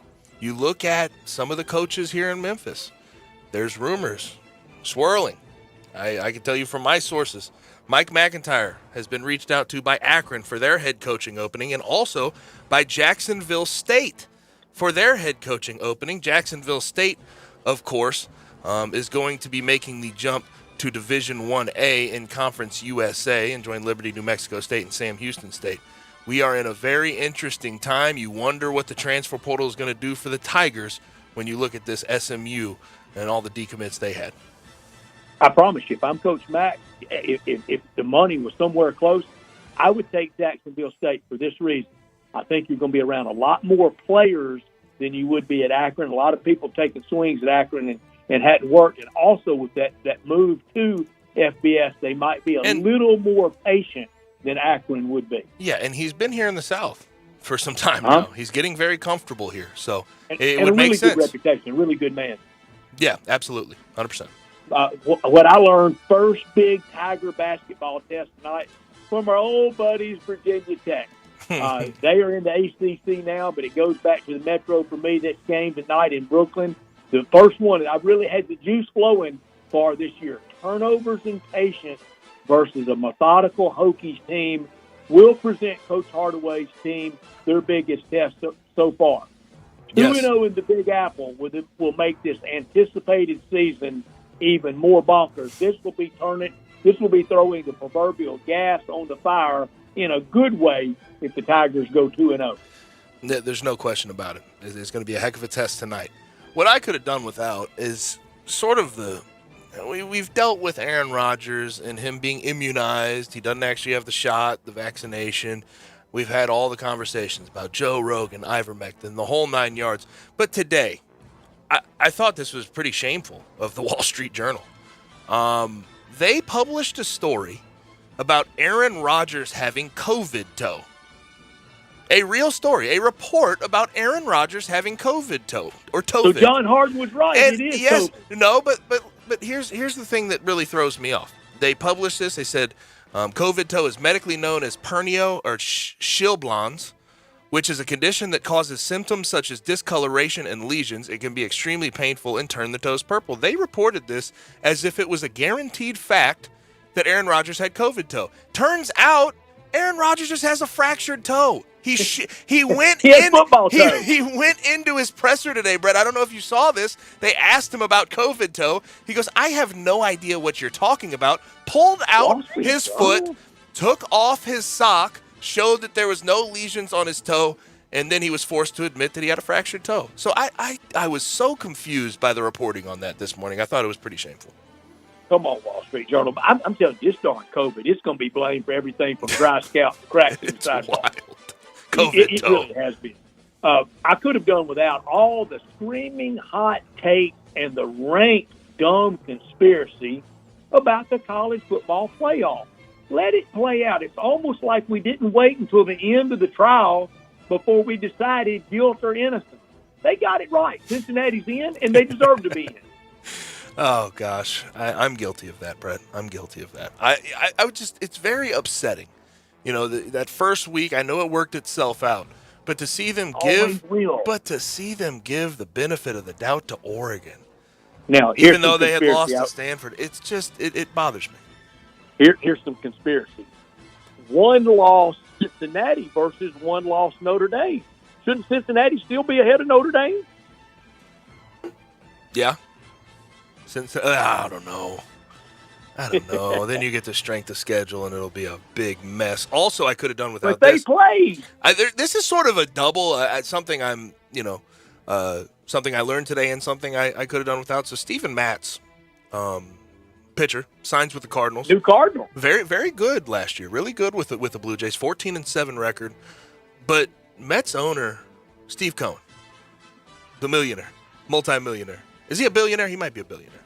Yeah, billionaire, yeah. Not happy about it at all. And we know how live he is and colorful he is on Twitter. But he went to Twitter to talk about how he was mad at Steven Matt's agent. He said, "I'm not happy this morning. I've never seen such unprofessional behavior exhibited by a player's agent. I guess words and promises don't matter. Take your L and move on." And this is the same guy who was complaining about his players, and I thought rightfully at the time, but complaining about his players' play. Talking about how they weren't hitting the ball. It's interesting to me that the owner of the team wants to complain about the players all the time, but he can't conduct himself in a professional manner. It's unprofessional to take this type of thing to Twitter. And we just thought the Wilpons were bad. God, wait till Steve Cohen unleashes on us. They're keeping a close eye on so much between now and 3 o'clock on Monday. Tigers, Grizzlies, rivalries. Tigers and Tulane, Ohio State, Michigan. It is Harbaugh time. Egg Bowl, Iron Bowl, NFL, Thursday to Sunday. But I want to see some consistency in the good kind of way for the Grizzlies between now and when we meet again on Monday. And you pretty well covered it. That's all we have for today, and we are out for the rest of the week. Thanksgiving, and then Ole Miss basketball will keep us out. Thanks for joining us. Thanks to Alex Kuhn, Alan Bell, Barrett Jones, Jason Munz, and Bruce Marshall for their contributions to the show today. Have a great Thanksgiving. Spend some good time with family. Enjoy the football. Enjoy the basketball. We'll holler at you next Monday.